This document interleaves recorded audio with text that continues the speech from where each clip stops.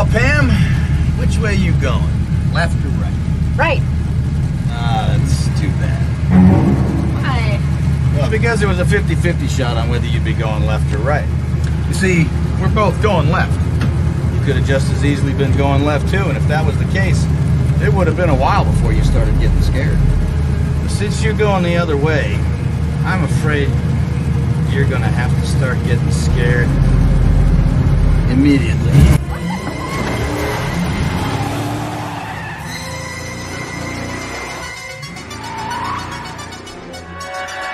There's no more room in hell. The dead will walk here. Low down.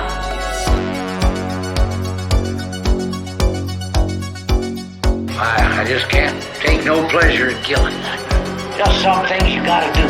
Death has come to your little town, Sheriff. You gotta be fucking kidding. Who's laughing now?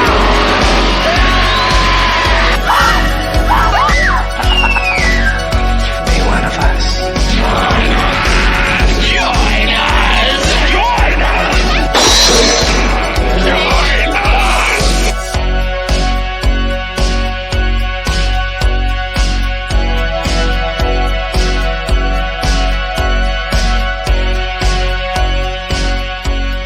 Well, we'll just wait here for a little while. See what happens. Good evening, and welcome to another edition of SplatterCast. I'm Dylan Newell, And I'm Luke Janesco. and on today's episode, we have another Luke pick. This is going to be a pretty interesting one, another kind of a genre twist, like we did a couple weeks back with Darkman, I would say. Oh yeah. So, Luke, why don't you take us away here? Give us a good intro for this, since this is your pick. Oh man. Well, this we are talking Spawn here on the podcast, obviously. Yeah, so this one is pretty near and dear to my heart. Not necessarily because of the movie, but more so because of the action figure line, the comic books. As a kid, I really grew up with this. I find it's a very unique space to play in. I don't think there's really any other superhero like Spawn out there, and I mean, we'll dive into it. So, I was thinking, what can we do on here that's a little different? And obviously Spawn came to my head. I did get a little bit of cold feet going after committing to it, because I was looking at it and I watched it one time and I was like, I don't know if there's enough here for a podcast, but I feel like there's enough surrounding this film that we can get something very interesting out of it. Yeah, and I think the big thing was definitely opening this up to not just focusing on the film, because this is something I did not grow up with. Spawn was something that was a little bit before my time, I guess. That dates me a little bit here, but yeah, it was just something that wasn't on my radar. It was just something that I didn't necessarily grow up with. I grew up with a lot of superhero stuff, but I guess this was just a little too dark for my parents' liking, and maybe Yeah. a little too dark for just like even their interests. Like, I know if it was something my dad had watched, I probably would have seen more of it, but yeah, no, it just kind of fell under the radar for me. It was just something that I never really got into, and really kind of stayed that way until about a week ago. So, like, until we started doing prep for this, like, I knew of Spawn. Mostly knew about him from like the Mortal Kombat game, when his character got put into there, and they were talking about how Keith David's reprising the role and stuff. But I hadn't seen anything about this, so it was just one of those things where it's like, okay, this is completely going in blind for me. So I was interested, and you said that you got cold feet, and I like to reiterate and always say that I'm never opposed to covering a quote unquote bad movie on this show. I think that we talk about good movies all the time, so it's like, I think that if we have something that we can be critical about, we can always develop some kind of a show around it. Just because, like, I think that if there's one thing that I can take away and say from this, my experience with this, is that, with bad movies, they're just as important to watch as good movies, because you always can see what could have been, what was the potential, where could we have gone with this? What did they do that really pigeonholed this thing? That's really my mindset when it comes to this. Like if there's a little nugget of potential, we should dive into it. Yeah. And like you're saying, where you only really know of Spawn like through the Mortal Kombat game. And I feel like ever since probably this film here, because Spawn was a big deal in the early to mid 90s, and then the film came out. And then it kind of fizzled out. We got the animated series, which we will talk about. But I think that spark that ignited uh, the Spawn craze for a little bit really fizzled out by the end of the 90s and into the 2000s, where a lot of people are aware of Spawn, but not because of Spawn properties, but he's like Mhm. this underlying character that just shows up randomly. Like when they put him in the Mortal Kombat games, I was like, because I'm pretty close to the whole Spawn, character and everything. And even for me, I was like, really? We put Spawn in a Mortal Kombat. I just didn't think like where we're at now that that popularity warrants it. Where it's like the general audience, I don't think is as aware of Spawn. He's not like Batman or Superman. He's a little more niche, way smaller. It's like you have to really be into like that comic book realm in a very specific kind of comic book realm to really know too much about Spawn.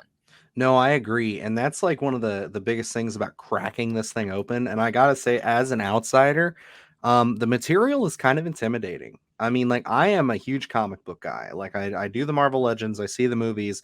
As you can see back here, I've added a couple things to my edition because we're talking Todd McFarlane, Image Comics, all that on this. So I put some of his McFarlane DC multiverse guys back there. And it's just one of those things where it's like I'm not a stranger to a lot of lore and a lot of things that you have to get into. I just think like kind of getting into this, like watching videos and things, and a YouTuber that I kind of leaned on a lot for this was a guy named Comic Storian, where he kind of broke down a lot of Spawn's run and just what he did and all kind of the bullet points for me. But even then, it's a lot, man. I mean, you're dealing with, you know, him being, and I really got to say, like, I didn't really get a full grasp until I watched the show, because like you're dealing with a guy who's basically, not to spoil too much for the synopsis and all that, but he's assassinated, he goes to hell, he's given a second chance by not the devil but a demon himself, who's not Satan, but he's like a powerful demon. What's his name? Mung something. Malboja. Malboja. There you go. So yeah, he's given a second chance, and then he goes back to Earth 5 years after his death, and he's kind of the middleman almost. His goal is to lead the armies of hell, to basically go and fight heaven, and take over the world, and all that shit. So it's like it's a lot, and you're dealing with heaven and hell and these large concepts. And I mean, I got to give it to Todd McFarlane for being able to dive in and just really make such a creative space into this. But I would be remiss if I did not say that it is intimidating with just how much content goes along with this. Well, and that kind of resonates where we've talked about several different Stephen King properties, and Hmm. where it's hard to adapt a giant novel.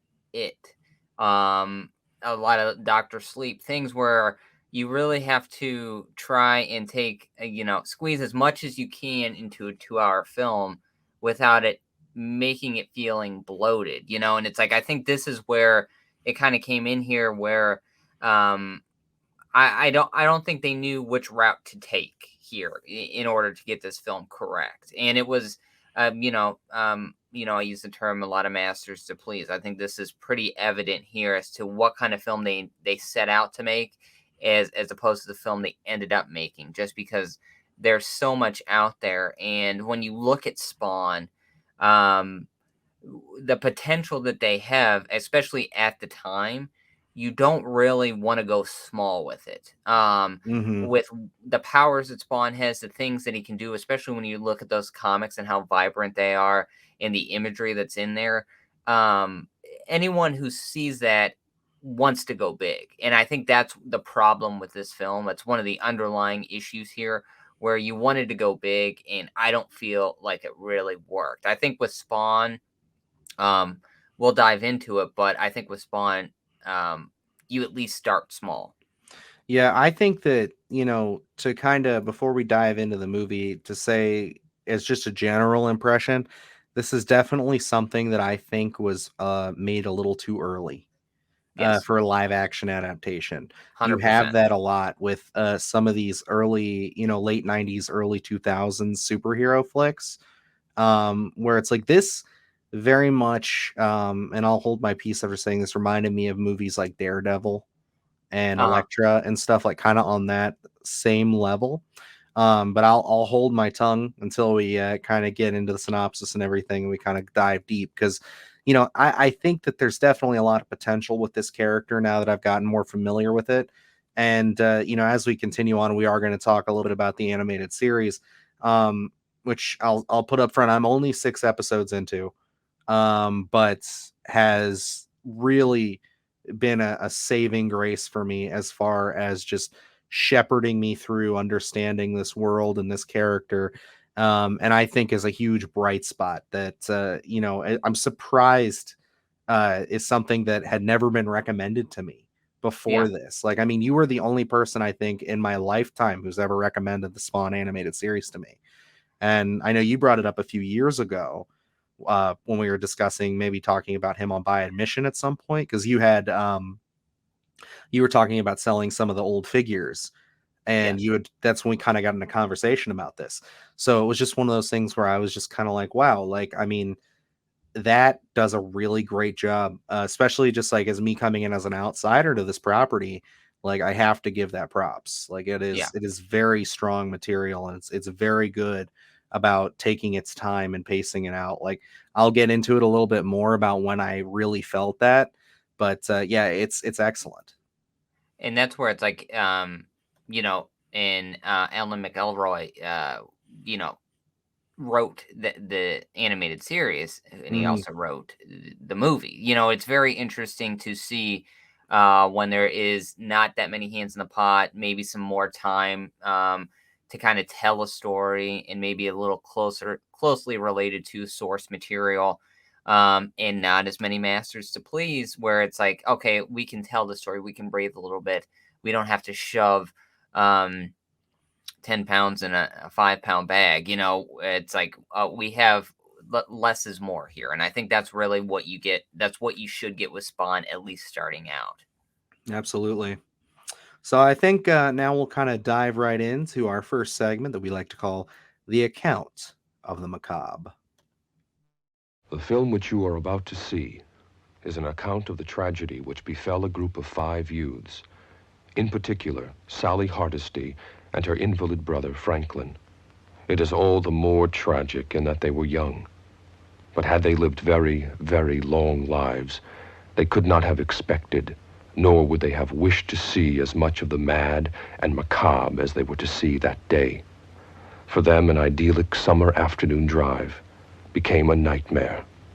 The events of that day were to lead to the discovery of one of the most bizarre crimes in the annals of American history, the Texas Chainsaw Massacre. Yeah, so kind of getting us started into here, Luke. I know you always give us a little breakdown of the film here, so why not let us know? I guess you could probably surmise this a little better than the movie itself even could. So I'm curious Well, to see how you describe this movie. oh boy. Well, I can give it my best shot here. CIA agent Al Simmons is a little too hot to handle when he gets lit on fire courtesy of his boss, Jason Wynn, and his main squeeze, Jessica Priest. Simmons gets sent straight to hell, where he makes a deal with the devil. If he sees the love of his former life, Wanda Blake, again, he will lead Hell's army to victory. When he arrives back on Earth, he realizes he is 5 years too late, as Wanda has married his best friend Terry and given birth to their daughter Cyan. Clowning around with his buddy from Hell, Spawn is reminded who he is and why he is back from the dead. After stealing a few firearms, he crashes Jason Wynn's party, where he teaches Jessica Priest that gravity kills. After the battle, the clown manipulates Wynn into getting the detonator for the Heat 16 biological weapon he created implanted into his heart. So if his heart stops, then kaboom. In the alleys of Rat City, Spawn confronts the clown as he finds out he is behind his death. When the clown turns into his true form, the Violator, Spawn tries not to lose his head as he is defeated by the overgrown gecko. Realizing all the ammo on Earth won't match up against the fiery underworld, Spawn learns to use his powers in about a minute with the help of uh, oh boy, Cagliostro as he prepares to take on the forces of hell. Wynn and the clown form an unlikely duo as they kidnap Wanda, Terry, and Cyan to lure Spawn into a fight. As Spawn has Wynn on the ropes, he comes to his senses and magically extracts the detonator with his eyes, deflating all tension.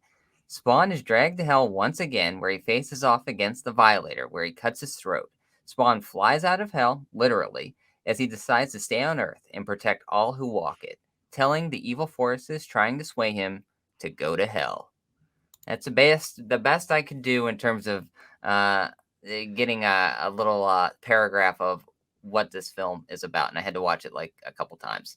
Yeah, no, yeah, this was a tough one. Okay, so like just going right off the rip here, I mean, from a storytelling perspective, this is not the best introduction to this character. And I No. seriously feel for anybody who went in and thought that this was going to be like, okay, I don't know anything about this guy. Basically, how I did it, where I didn't know much about him. I knew a little bit of a backstory. I'd watched a couple of videos, and I'm going into this expecting, okay, this will kind of tighten some things up and clear it up because, wow, this is really in recent memory one of the most disjointed and all over the place kind of movies I've ever seen. Like I use that term a lot. I think I used that with our They Slash Them review recently. But even that story, like that's disjointed in a whole nother realm where it's just kind of Yep. like it doesn't really know its identity. This movie just has no through line. We are just bobbing and weaving through this story and these characters, and like there are things happening where it's like, wait, who the fuck is this and why are we talking about it? Like it's just it is a mess, a disaster. And like I completely understand why this comes out, and then as we said, it kind of fizzles the character and the franchise out Yeah. for a while because they really, like, I guess there's passion there, but like it's I don't know where how they thought this was gonna sell at all. And I know that this was a victim of um didn't they want this to be a PG-13 so bad that they made them cut like 200 things out of this movie or something like Um, that? Yeah, I see. I've heard conflicting things where, yeah, they wanted it to be PG-13. The original cut was rated R. I know there is a rated R cut out there, but I think it's a very minimal like change. It's one of those more so there's a minimal change here rather than anything else. So I know this became again a product of we want to go big here. We want to do a lot of things, and again, um, I know there are again more hands in the pot where Todd McFarlane wanted a certain amount of creative control, which is why he did go with New Line. But Mhm. they ended up having the director Mark Dippe coming in and kind of adding in like his own little touch, I guess, where he added in a little more comedy, faster paced things. I mean, watching this film, you know you're in trouble when you do a bunch of random transitions in order to getting from one scene to the next scene because Yes. there is nothing really tying it in.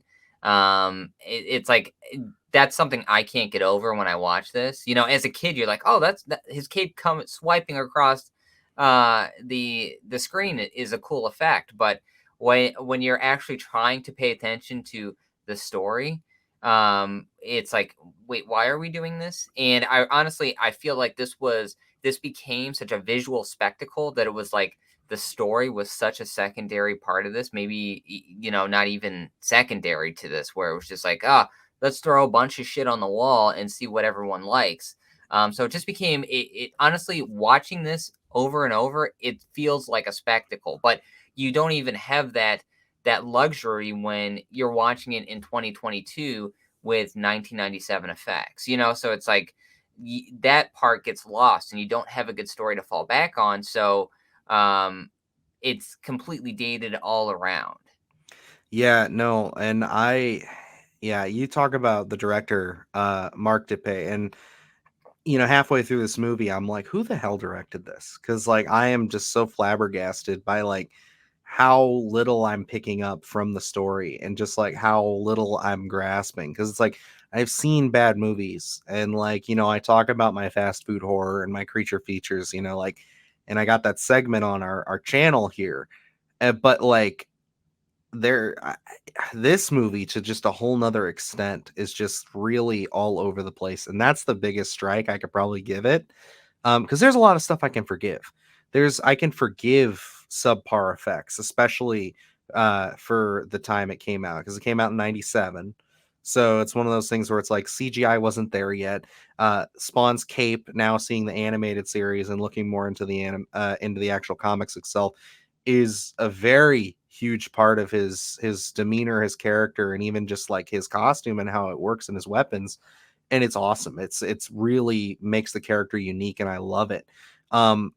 But just the way that it's just used in this movie, and like there is a segment, I swear to God, I had to rewind it twice just to see it, where the cape is clipping through Martin Sheen in Yes. the dining set, and it's just like you can tell they wanted to do this stuff, but it just wasn't there, and he just looks weird. And I'll bring this up now and then get back to my point about the director, because like I'm afraid I'll forget it.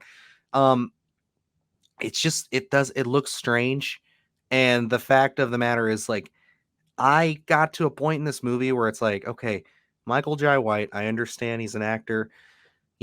Maybe that's why they're not having him wear the mask so much. But then it's just kind of one of those things where I'm like, but he's covered in all this makeup. So why would they have him not wearing the mask? And why doesn't he have his cape? Because, like, being an outsider, those are some of the things that it's like, I know what Spawn looks like. I know the cape is essential and everything. So it's just kind of weird to me that this stuff isn't in the movie. But circling back to what I was going to say, I look up this guy's filmography. And yeah, I mean, he has Spawn, and then he works on a Disney Channel movie called Pixel Perfect. Another one, Halloween Town High. So he's got a win there for me, at least a little bit. I like those movies; they're nice. Frankenfish, which I've never seen, but looks like it's right up my alley. But yeah, and then after that, it's basically a bunch of animated Garfield movies, The Reef 2 animated, Boxcar Children, Michael Jackson's Halloween, and 2022 he had the release of Marmaduke for Netflix. All Okay. Oh, animated. he All was. animated children's like cheap children's shows. Like these are like the kind of sketchy animated shows where you can tell they don't have much money behind them. Yeah. And I'm like, so that's the level that we're working with here. And And that's who you give this character. That's what you give this movie to this man to make that. Like, yeah. I'm sorry. And He didn't have that filmography yet, but like if that's what he goes on to do, it's kind of like what are we doing, guys? Like this is they didn't mix. and this is where we kind of get into um I, I don't know if like rookie directors, actors, where it's like this is your first big, movie. This is bringing you to the dance right now. I don't know if you take that gamble in terms of this, where you could tell that they wanted to realize that potential, but maybe they weren't in a position to do so. Uh, Considering the massive strike that this film ends up being, because all around it, like you said, it's so disjointed. I mean, even from the very beginning of this, where nothing takes its time. Even Al Simmons' death at the very beginning just It's seems so so rushed. rushed. That even the actual filming of it, you only see Michael Jai White like one time with his arm on fire, and it's probably for like honestly 2 seconds, and then we cut to the big explosion, and it's just so him screaming Wanda, and then just a big explosion, and it And just and I think that's the epitome of this entire film, where everything is absolutely rushed. and they cut back. They don't even show you exactly what happens. He's just alive again Yeah. and in the alley. And then they cut back and they're like, "Oh, do you remember what happened?" It's like, okay, so watching the animated series, I kind of get that, he doesn't have his memory there, but Yeah. it's kind of just, to me, they didn't frame that very well, because it's kind of like, because they didn't really even give you a second to breathe, because it's just kind Yeah. of like they're just kind of sitting there, and then they're like, "Oh yeah, you remember what happened? Oh yeah, no, I was in hell and I made the deal with this demon and all this stuff." And I fucking, god damn it, the CGI in hell, dude, is rough. Like, that is some We'll get rough into some of shit. those special effects, Yeah. but it was just again trying to be too big. Where initially in doing my research, hell was originally just going to be a dark room, and Yeah, then I heard they about that. they wanted to visually show it, and it's just like, again, I think you go really small with that first Spawn movie at least, and you maybe work your way up into dealing with what you want to get to. But here it's like they just threw everything at the wall and to see what sticks, and nothing really stuck here. Mhm. Um, but I don't know, this film, it's near and dear to my heart. I As a kid, I remember ordering this on pay-per-view one day when I was sick and my mom had to go to work, and my sister ordered Air Bud, and I ordered Spawn. So it was like that's what we did for the evening, and I just remember being able to watch this, and it was such a treat. And then, um, Oh, as a kid, I could totally see this movie being, y- like, perfect, and that's where especially it's if you're like, sick and stuff and you're just not trying to commit to anything too hard. yeah. And especially just the visual aspect of it, Mhm. for 1997, Oh, yeah. where you see that giant cape come down, it's, awe-inspiring in a sense, but, um, that's all it is. It's like Spawn at that time, when that film came out, it was very, um I remember being all over the place, video rental stores, any sort of media where they would have the big Spawn posters and the soundtrack was all over. So um, it really hit, at least in terms of pop culture, for a little bit. Now, I did see that in a little bit of my research, its opening weekend, it opened up at number two. Yeah, it did pretty Um, well. and then the next week, it was at three. And then the third week, it went down to five. And then by that Mhm. fourth week, it was at 13. So we're already talking out of the top 10. It had, a very short run in the sun, in a sense, and then it was kind of just out.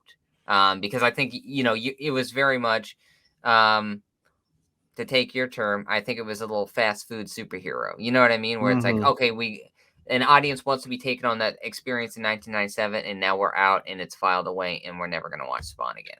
And to be fair, this does predate Blade, Yes. and stuff like that. So we really even haven't gotten into the superhero boom of the late 90s, early 2000s that we were about to hit to with that. Like, we've had it by this point, we've had the Superman movies and Batman and a couple of offshoot other superhero things, but we're gonna soon get into Blade and then X-Men and then X2, and we're just gonna keep going and going until we get to, Marvel, basically as we know it, with Iron Man. And then it's going to take off to a whole nother level here. So, like, if we're discussing the superhero aspects of this character, you know, it's just odd to me that, so Darkman was right before this also. But we Um, saw how that one did too, where that really didn't strike that much of a chord with him. And I guess I left out Spider-Man. That was such a huge point as well. So, so we were talking about directors here, and in my research, there in 2022, a lot of rumors go around. So who knows what is 100% and what is just hearsay at that point. But so I had seen that Tim Burton was the original choice. yeah. Um, and then he was out, and then they had Alex Proyas kind of come in, who had done The Crow. Mhm. So when we look at Spawn, and I don't know necessarily that they had figured out that superhero formula that we have now sitting here in 2022, where we know what works and we know what the audience wants. Where in 1997, what was the closest thing? Probably a Batman movie. I would say probably came out previously. So it's like, post Tim Burton, I feel like, those were just kind of, again, spectacle films. So it's like, I feel like maybe that they were taking that blueprint and going with it rather than trying to make it its own, own feeling film. Whereas, you're talking about Darkman, which has its own tone, I think. I think sometimes it falls into that kind of, we try to be a little too big. When we talked about in the podcast, I know I had an issue with that big helicopter scene at the end where I was like, "Oh, I don't know if this really fits here." Yeah. And so I think that suffers only slightly, not like Spawn does. But like looking at The Crow, where it's a lot smaller of a film. It's way more condensed. We don't get the fast paced, quick cuts. We're really focused on the Crow character for most of it. Let's say we didn't have Batman in between here. We went from the success of the Crow, and then we're going into Spawn. Do you think that maybe they would have been open more so to not this kind of very quick cut, let's just make a spectacle, but let's make a very dark tone film here that is kind of an anti-hero in a sense? Do you think they would have been more open if we didn't have these kind of Batman films that, what do we have? Batman, Robin, Batman. Yeah, I was gonna say Batman and Robin was like either right after this or right before it. Give me 1 second to even just pull that up real quick to double check. But honestly, it's really tough to say. Yeah, so this is same year as Same Batman here. and Robin. Um, but it's like because we had Joel Schumacher had already been established at that point, with kind of setting the tone with Batman Forever right before this. Um, and I mean, Darkman, was a success, but again, for a totally different audience here. I think really, if you would have had Alex Proyas come in and actually stick with the project, I think that you would have gotten that smaller vision. You would have Yeah. gotten someone who seems to understand this material a little bit because he also did Dark City, did he not? Yeah, he I think he pulled out a Spawn. I don't know if there was ever like a commitment made, but from what Mhm. I had seen, it was phrased that he pulled out of Spawn to go direct Dark City. So I don't know if he had ever actually committed to Spawn, but like yeah, like if we had Alex Proyas as a visionary of this film, especially, I think he would have been even a better choice than Tim Burton, at least in I my eyes. agree because Tim Burton, I think you'd have the predetermined expectation of Batman with Yes. that. You'd have that Batman Returns, which again, a darker than the original Batman was, but not nearly dark enough for Spawn, not Yes. dark enough for the stuff that we're kind of leading into here. And it's just interesting to me that I think that you're kind of boned at this moment in time. Like, yes, I think if we would have had that director stick on, for me, I think the director they chose just more seemed like a gun for hire. Yeah. He really just seemed like somebody that it's like, well, we've tried to get a couple of big names attached to this, it's not working, so we need to get somebody in here because we want this movie to be made. Because I know the comic books were huge at the time. Yeah. And And when you have Batman and Robin coming out that same year, you want to compete with that. I don't think the studio is really concerned about, who's in the director's chair. They're more just like, we just want to get this thing shot and out. We need a company man who's going to come in and just get it done. And you really get that impression with all of this, which is so strange because it's just like, Todd McFarlane, from what I understand, was so protective of this that other studios wouldn't give him full creative control that he would turn them down. And I yeah. believe, from what I understand, he sold the rights to Spawn, or at least the film rights to Spawn for $1 to New Line Cinema. Is Yeah. that what it said? Because Yeah. go ahead. And he wanted, I think it was merchandising. Merchandising rights. Um, He did the George Lucas play. yes. And that was another thing that I had where Columbia Pictures, I think, came calling in 1994, I believe. Sounds about right. And they couldn't kind of come to terms because Todd McFarlane felt like he wasn't going to get that sort of creative control in terms of storytelling. So I'm also curious, like I was saying, where they try to fit 10 pounds in a 5-pound bag, where there is a lot of source material out there for Spawn. Now, I don't know necessarily this film ever takes advantage of that. But I Not know at they tried. all, really, honestly, after kind of diving into the characters and the villains that you could have used, and then just seeing like what the animated series, which we'll probably get to by the end of this section, um, you know, it's so weird. Like Win is really the only one Yeah, that I can point to other than Violator and, obviously, the big devil guy who I'm not gonna remember his name, Malboja, um, Madoja or whatever, uh, Malboja. Malboja. There you go. Other than that, and he's not in the movie very much, Yeah, it's like you don't get any of these classic Spawn villains that are really fucking cool once you get into yeah, it. You don't get somebody like a Cyborg or something like that in here, which I think would have been great considering this is your first film. And I think the series definitely did a much better job of kind of um, taking its time and pacing those villains out as it went along. yeah. Well, and because I'm assuming you're referencing Overkill or Mm. Overkill, Oh, depending on Overkill. Yeah, yeah. yeah. They call him a cyborg, so yeah, I'm still getting the name straight. But yeah, Overkill. And one of the things was initially in this film when Jessica Priest dies very quickly and Yes. very shortly, and I had previously to doing research, I'd always wondered why they put her when they put her in the ambulance. She's kind of it looks like almost like they're freezing her a little bit. She's got kind of like a smoky thing around Mhm. her, and I was like, what are they doing here? Initially, they wanted her to come back later on in the film as a cyborg. So she was probably going to be that version, but due to budgetary reasons, it never got there. So it's like again. I think that I always thought it was weird that Jessica Priest is like a main character for a bit, and then she's just randomly killed, and we never go back to that. Mhm. But it makes more sense to think, oh, there was a little bit more there. And I think here they were trying maybe being a little unique in a sense, where maybe they were a little inundated to. There's so much material out there. What do we do?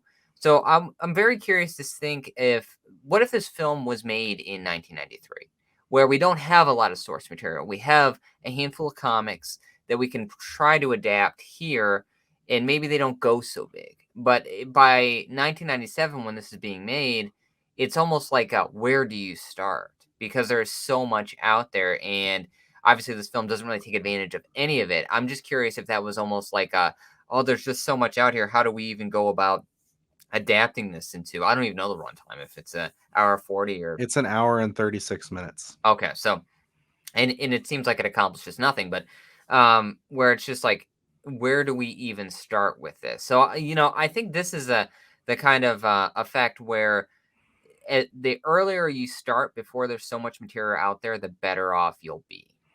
And I mean, like, to an extent, I guess you could be right, maybe for this character, but like, you see as we go along that there's a lot of characters, especially in the comic book realm, the graphic novel realm, that, with a ton of material that can still be adapted properly. I think it's just, again, I throw a lot of this on the studio's shoulders, on the fact that they really were probably more focused on the fact of, well, we want to be a part of the superhero game because they can see that it's starting to kind of become more of a thing here, even though Batman v Super or not Batman v Superman, sorry, Batman and Robin didn't end up blowing anybody's minds or anything. By this point, we've had 3 Batman movies, and we've had Superman's run and everything, and it's starting to the conversations are starting to come around of James Cameron's been in talks at this point of making a Spider-Man movie, and they've been trying to get that off the ground at Sony and everything. So it's like the superhero comic book realm is very fresh in Hollywood's mind at this point, and I think they're more focused with just trying to get a property that is popular, even one that's not as like mega popular, but something that they can own the rights to and say, hey, we own Spawn and we're making a Spawn movie. They're more focused on getting that out the door than they are of the quality of the film. Well, and I feel like as we sit here again, a product of its time, where I think we sit here today and we can say for the most part, superhero, the formula for a good superhero movie has been figured out. It's been cracked. Um, Hmm. and we can kind of seeing how many successful things that Marvel has pumped out. Whereas in the mid '90s, I don't know necessarily if it was where it's like I can put this on par with Batman and Robin, where it's like it feels that same with the cuts and um, it's just that spectacle. But I feel like at this time, probably in the mid '90s, um, we don't want to go small. We're not studios are not really focused on good storytelling. We're more so focused on putting toys in Happy Meals, where it's like we want that kind of exposure. We want the kids to be obsessed with this stuff. We want them asking for the next Spawn I toy mean, or that's the Batman toy. that's the reason that Batman and Robin became what it was. Yeah, They would literally have they developed a term on that film. Can you make this movie more toyetic? yeah, They made up a word to basically sell that. So like the fact that even McFarlane at this point uh, is selling the rights to it, the film rights, but takes the merchandising rights. I think you're absolutely right that that was probably more on their mind than even just putting the care into this kind of film. As to where today, that doesn't necessarily fly. You know, we see things like we're living in 2022 at the moment of this recording, where we just had Morbius come out, and people malign that film. It became one of the biggest memes of the year, and it's just one of those things where it's like you can't get away with that in today's day and age. There's an expected quality, and even Marvel itself at this moment in time is stumbling. Like you're starting to see fatigue. You're starting to see people kind of be like, okay, I don't know if this is all working for me. They're still trying to work out the kinks. We've reached endgame at this point, and we've kind of we're starting to get there. And I think that we're starting to get a little oversaturated. Now, that's coming from a huge Marvel fan. Like I watch these movies day one. I watch all the shows. I do everything. And I'm even saying that we're starting to get fatigued. yeah, And then you have things like the Batman that came out earlier this year, which I thought was awesome. It's a damn near 3-hour Batman detective story, and it's great, and you could tell that there's care and there's a vision in that. And I think it's definitely one of, and it will be looked back as one of the best superhero movies of our generation. I think like it's that good to me. Like I think it has a few issues towards the third act, but for the most part you can tell there's care and there's vision there, yeah, and you just don't have that in 1997. You have more of that, oh, superheroes, that's what everybody wants. Let's get this thing out the door. Let's get the toys in everybody's hands. Because obviously it worked because, you got Luke, who, how old were you at this point? In 1997, I was 9, but 9. So, we're gonna get into the toys. I already had the toys. okay. So you were already inundated with Spawn. You were like, this is cool. So, like, it did its job by the I was studio's engulfed in the perspective. Spawn universe. Exactly. So it's like it made you order that movie on pay-per-view, and that's what Yes, they wanted. So yep, it's like, and it's like if that was the goal, that was the goal. Great, you did it.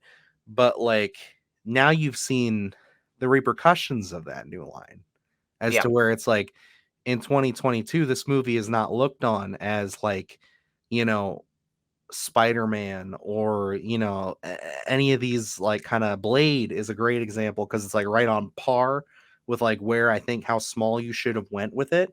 Because it's like I think it's like the closest cousin I could give it, considering it also has an African American lead in it.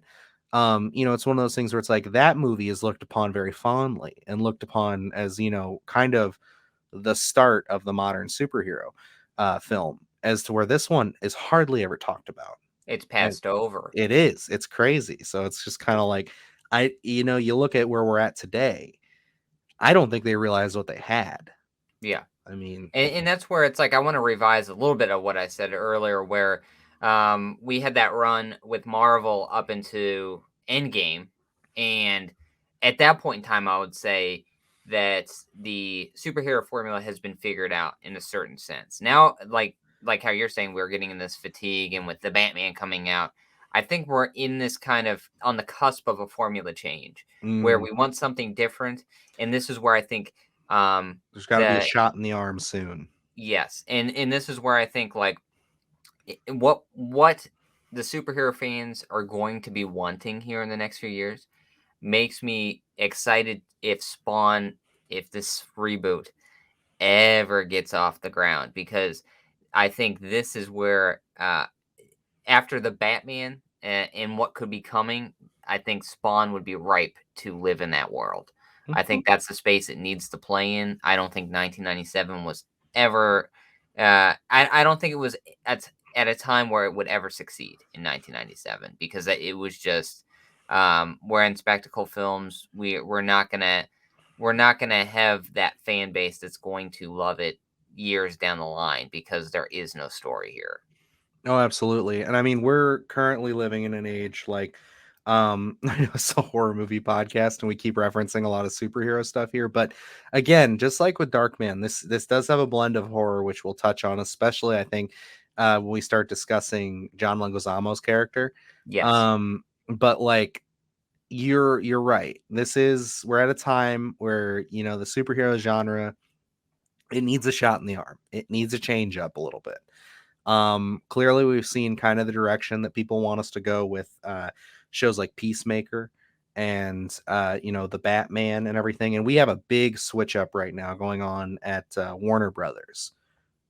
We're getting the Warner Brothers Discovery merger. Whenever you're listening to this, God knows where that's going to be at this time. If you're 2 years down the road listening back on this video, it's like we could be in a totally different landscape right now with just how the studio system is set up.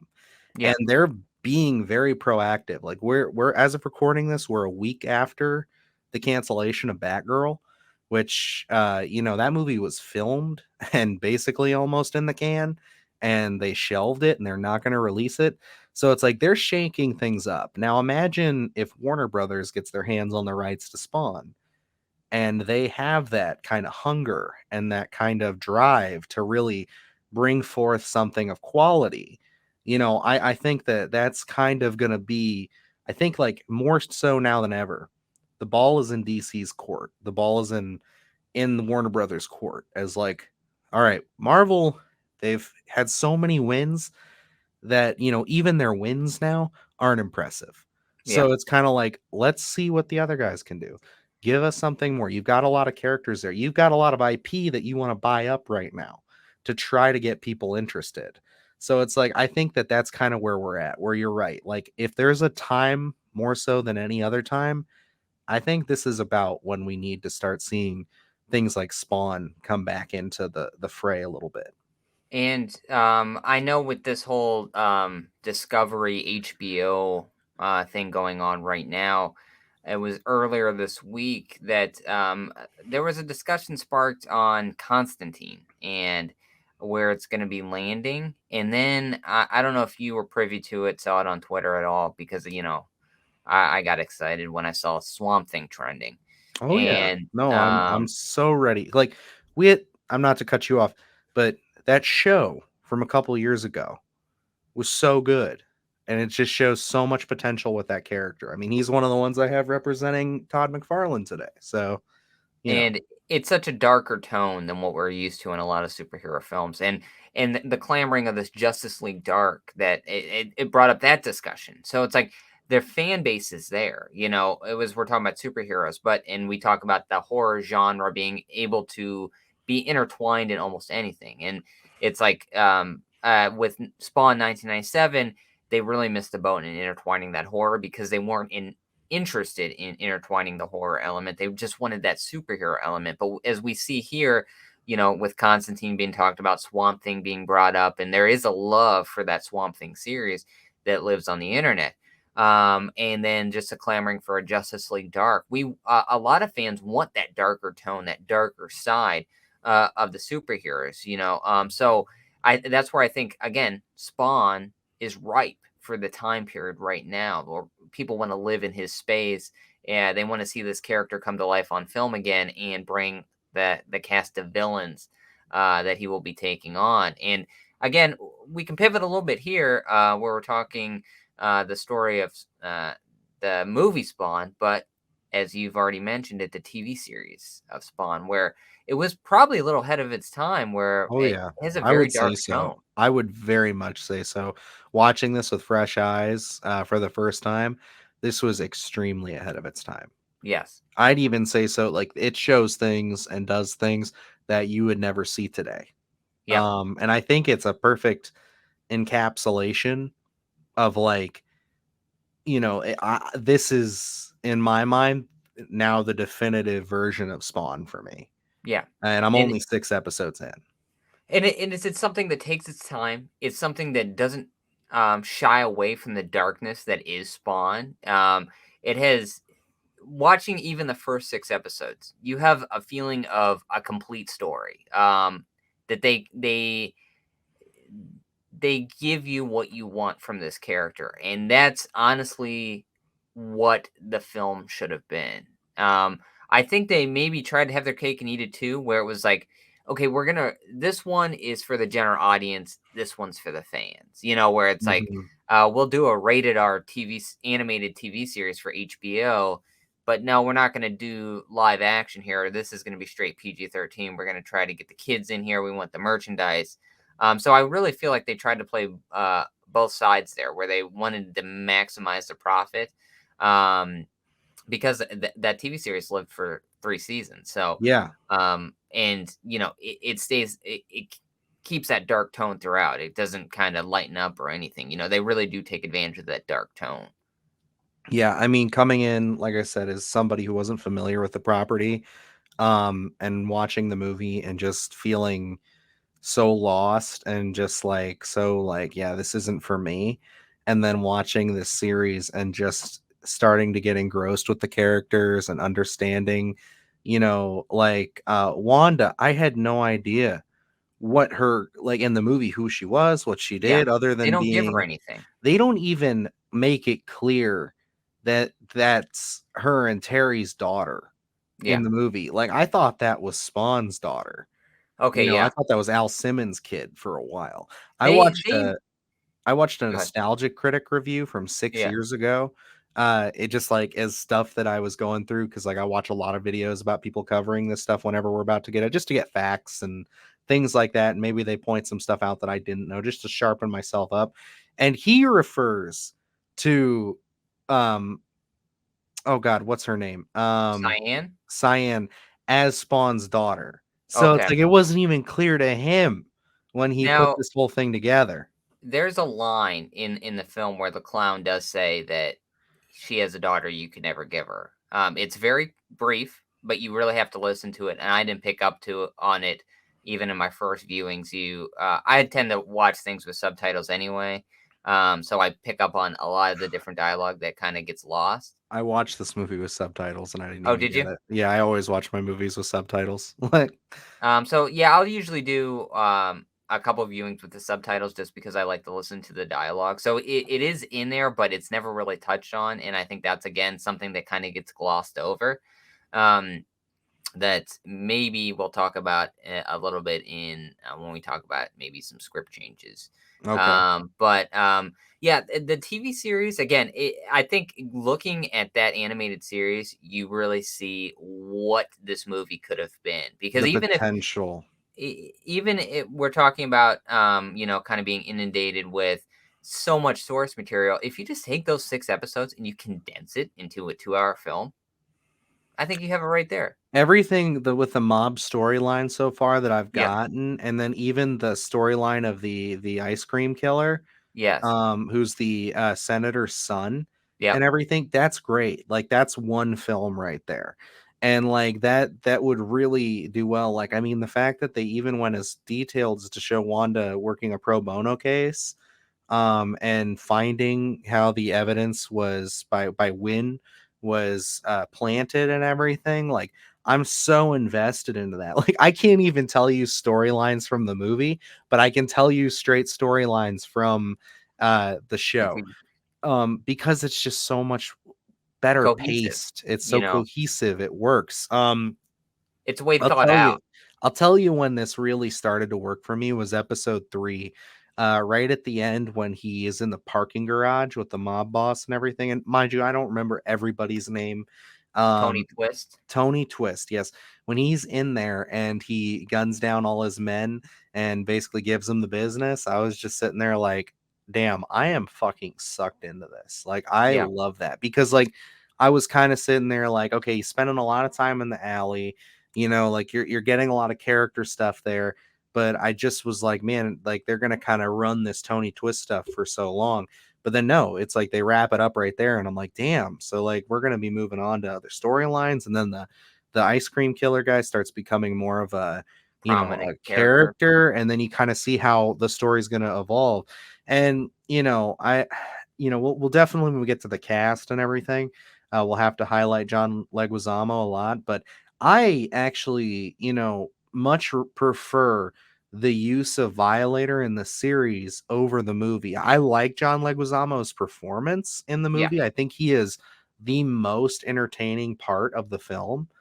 And I give him mad props for putting up with all of that. And I know there's the thing with the wax worms and everything that we'll talk about, but like, you know, I so much like the Violator more in the series and how he's used than because in the movie he's so buddy, he's so jokey, he's so like this, but in the series he's telling jokes but they're fucked up, and like he's not really Spawn's friend. He's kind of there shepherding him and telling him what's going on to an extent, but you can always tell that it's like he knows he's a bad guy. He Yeah. knows that he's someone not to trust. And then they have that fight in the church, which is fucking great. Like, I mean, it's awesome. And that's where it's like the dynamics. John Leguizamo's phenomenal. We'll talk about his performance, but it's a very different kind of performance than what you see in the animated series, where the clown has elements of jokiness in the TV series, but they're extremely dark. And I like how he plays to all the other characters. I mean, like in the movie, we only see Jason Wynn because I mean that's the only character we're given. I love the idea that the clown is kind of he's interacting with Billy Kincaid, where it's like all he's kind of facilitating in a sense to kind of put Spawn in these roles of where he's going to have to kill or to be fighting from underneath in a sense. So it's like I like that he's kind of playing all those sides, whereas in the movie we don't really see that much. I mean, he talks to Jason Wynn, but it's like a very, again, I compare them more so as a duo rather than the clown really facilitating the scenarios between Spawn and Jason Wynn. Where so it's like I think there is a way different element in storytelling there, and I just feel like I would even say that I like the clown in the TV series more than I do in the comics. The comics, again, they're issue by issue, and that's where their bread and butter is with the comic books. Whereas the TV series is episodic, and we're going from one episode to the next episode. It's way more cohesive. It's way more based on storytelling. So it's like that TV series. Honestly, I know this is a podcast about the movie, but that TV series really is the epitome of what Spawn can be and realize that potential. And it's like they just have to translate that onto film.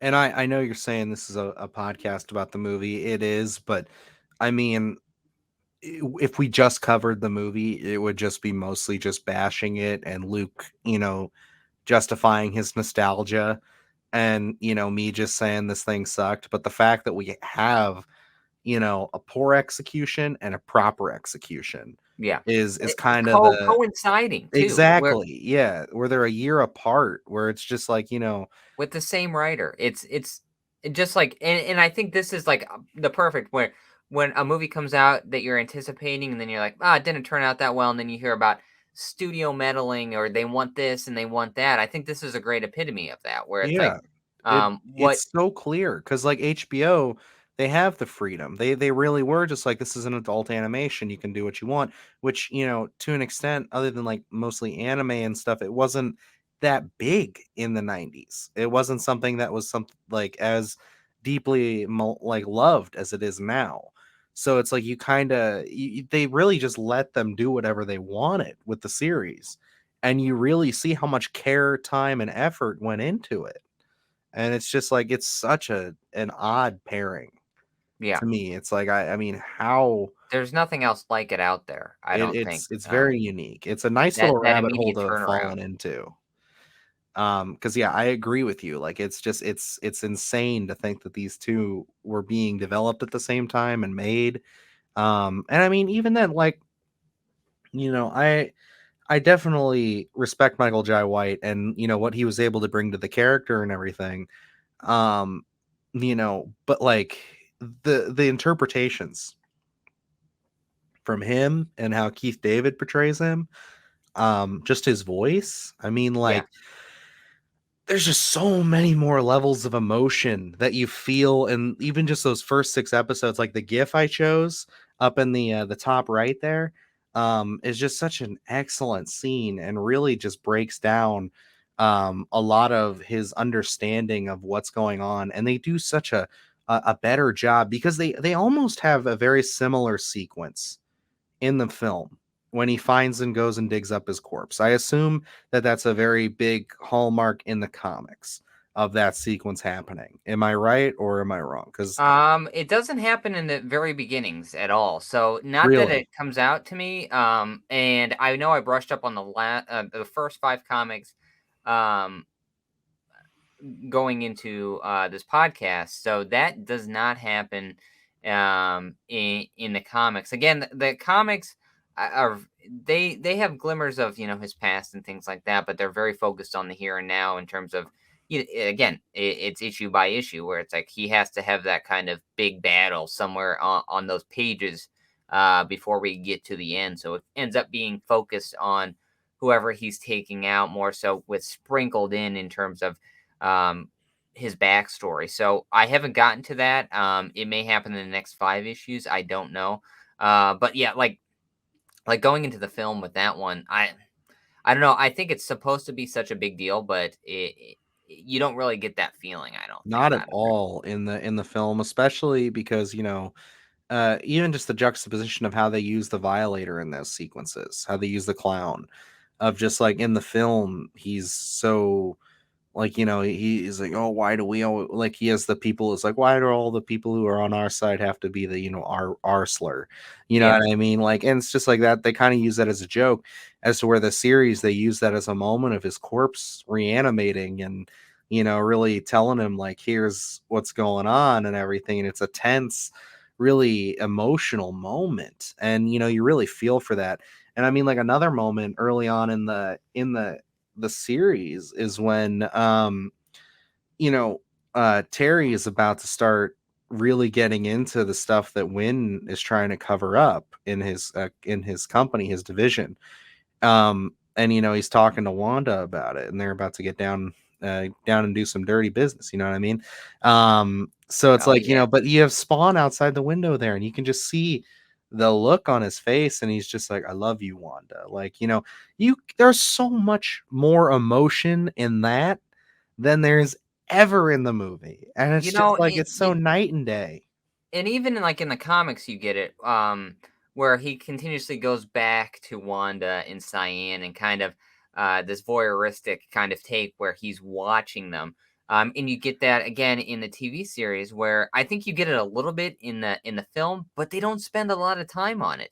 It's just like every so often he comes back to remind the audience that his love was Wanda and now she's moved on to marrying his best friend and having a child there, where it's like, and again, like you were saying, you didn't even realize that Cyan was a product of Wanda and Terry. Where Wouldn't it's have like gotten that from the film. if you miss that, you're not even really understanding a lot of it. So it's like you don't even have this connection in terms of something that in the show and in the comic is very heartfelt to Al Simmons, where it's just like at that point he just turns into a guy that's showing up around this lady. You know what I mean? So it's like you don't really get that kind of connection. And I think that the film is guilty of that, where it doesn't really make that connection to make tug at your heartstrings in any sense. No, I agree 100%, but we are an hour into this. And we are making a habit of this between this and our Predator 2 episode of not moving on to our segments. But do you have anything else that you'd like to throw onto the synopsis here? You think we've kind of covered our I think bases we've there with the covered it all story? pretty much, so we might as well kind of move into where this all started. Alrighty, so we're going to be looking into the production history with a little segment we like to call Behind the Mask. Happy, happy Halloween, Halloween, Halloween, happy, happy Halloween, Silver Shamrock. It's almost time, kids. The clock is ticking. Be in front of your TV sets for the Horathon. And remember the big giveaway at 9. Don't miss it. And don't forget to wear your masks. The clock is ticking. It's almost time. Happy, happy Halloween, Halloween, Halloween, happy, happy Halloween, Silver Shamrock. Perfect. Halloween 3, we always needed it. Always love it. I can't wait till we can cover that.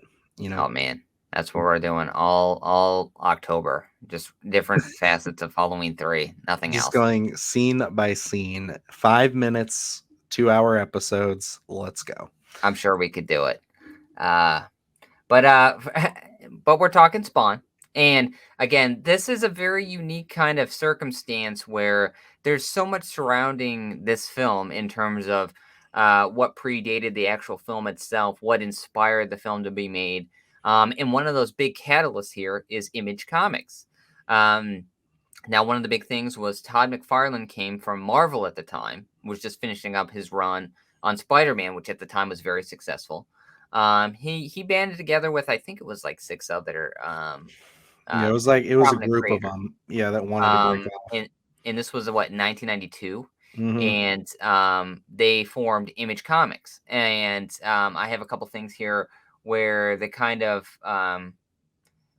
key stipulations, if you will, of Image Comics. They had 2 of them, which Image would not own any creator's work. Their creator would, which was a big deal because, in terms of, this is kind of like coming up with your own properties and then selling them to the studios. It's like screenwriting in a sense, where it's like, you create these properties that are very near and dear to your heart that maybe they hit, and then you don't get as many royalties from it because you've sold it. I mean, we're in the midst of this whole Friday the 13th debacle in terms of Victor Miller not getting what he thinks is due to him. So it's like, I can definitely see Todd McFarlane and a couple other creators banding together to be like, hey, we really have these great ideas, but we're hesitant to pitch Marvel or DC because once we sign on the dotted line, we're only going to get a certain percentage here. And then the second stipulation here was no Image partner would interfere creatively or financially with any other partner's work. And this is where it's very intriguing because I know eventually there is kind of a little bit of a breakdown in Image Comics. And we were talking about the Chapel character not showing up in the Spawn film. And that is because another founder of Image Comics owned the Chapel character because he appeared firstly in Youngbloods. And you see those mentions in, I don't think it's ever mentioned in the TV series. It's mentioned quite a few times in the actual Spawn comic itself, where they mention the Youngbloods or another random superhero that was created by another Image creator, where they kind of try to overlap and share the same space, where they're like, oh, this is the same universe here. Now, Chapel is a Youngblood, which is technically a hero in that kind of universe. But then he kind of does double duty, where he's a villain in the Spawn universe, which you don't get that kind of thing. And that ended up being Todd McFarlane not owning the rights to Chapel, and as a result, we did not see him in this 1997 version of the film. It's interesting, I mean, like, when we come down to ownership and rights and everything, it's kind of why, if you're ever working with original property, and especially today's day and age, coming up with your own concepts and really trying to do that, it's you always want to mind your P's and Q's. You always want to come in there and make sure that you have everything worked out and looked over, especially once you start getting in bed with bigger studios. So it's kind of like you just want to make sure everything's there and solid, because then you run into issues like this, where it's like, Chapel is such a big part of this story. He is really, and they show it a lot in the, like, I'm not familiar with the comics, but with the series, I already get that impression. I've already seen a lot of what he can do and what his purpose and his role is amongst Al Simmons' character and Spawn himself. So it's like the fact that you can't even have him in the movie, so you just kind of make up a character to try to kind of fill that in, and it's so surface level is just you're just doing another huge disservice to yourself and the film. And it's just like, I know they couldn't do anything about it, but like I don't understand how you could tell this story without him. Well, And it's just and I think that's again, it really does show the kind of thought that was, or lack of thought that was put in this film, where oh, we can't get a mainstay character that's in the comics and integral to the backstory of Al Simmons's death. Well, let's just get a different character. Let's make up a character and replace. And that's where it's like, at that point, I really think that's showing how concerned the studio was in terms of pleasing, that source material and the audience that was there to see, that was a fan of Spawn prior to this film being made. it's kind of like having Batman. You're making a Batman movie, but you can't use the Joker. Yep. So you make somebody called Bobo the Clown, and their whole thing is just that they fight Batman, and that's it. Instead of the deep psychological mind game that they play with each other, and just how much they kind of are the antithesis of each other, where they're the flip side of the coin. Yeah. You don't get any of that. It's just, oh, I'm a clown and I hate you, Batman. Yeah. That's it. So it's just kind of like, man, It, it just doesn't make sense to me.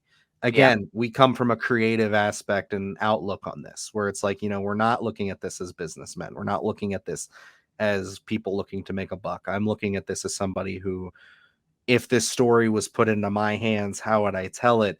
And you're telling me I can't use the Chapel character, then it's almost just like, okay, we really need to make a significant replacement. We can't just put somebody in there to have a gunfight with them and then throw them off a balcony. Yeah.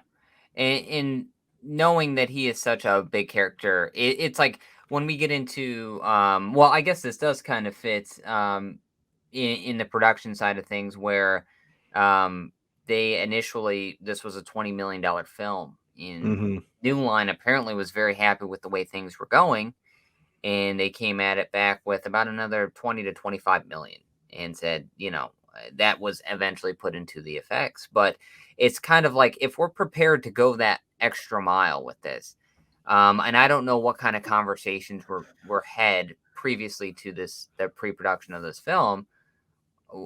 Are we looking to acquire the Chapel character for at least Money this film? talks. I mean, like, I know that he's protective, and if they did have a breakdown, and it was more of a thing of like, it could have been a thing out of the principle Yeah, that he didn't want Todd McFarlane using his character. But like, at the end of the day, you write a big enough check, and I mean, why wouldn't you say yes? You know what yeah. I mean? Because at that time, it wasn't like that we're talking about Spawn in 1997 and Young Bloods came out in 1998. There was never a Young Bloods film. Chapel was never, that Chapel character was never shown in a film ever. So it's like, it was just a missed potential right there. So it's not like, I can't imagine that if you write a check to say, hey, we want the Chapel character, that he would pass that up. I just feel like it was the studio not really necessarily wanting to shell out the cash for it, and said, well, we could just create another character. And again, this is kind of maybe where we can talk about a little bit of the whitewashing that is had in this film as well, where we go Yeah. from the Chapel character, the depiction of Chapel, a black male character, replaced due to, I guess, legal ownership rights, with a white female character. And it's like, at least if you're going to switch it, why not, be true to the race of that character, at least, if not the gender?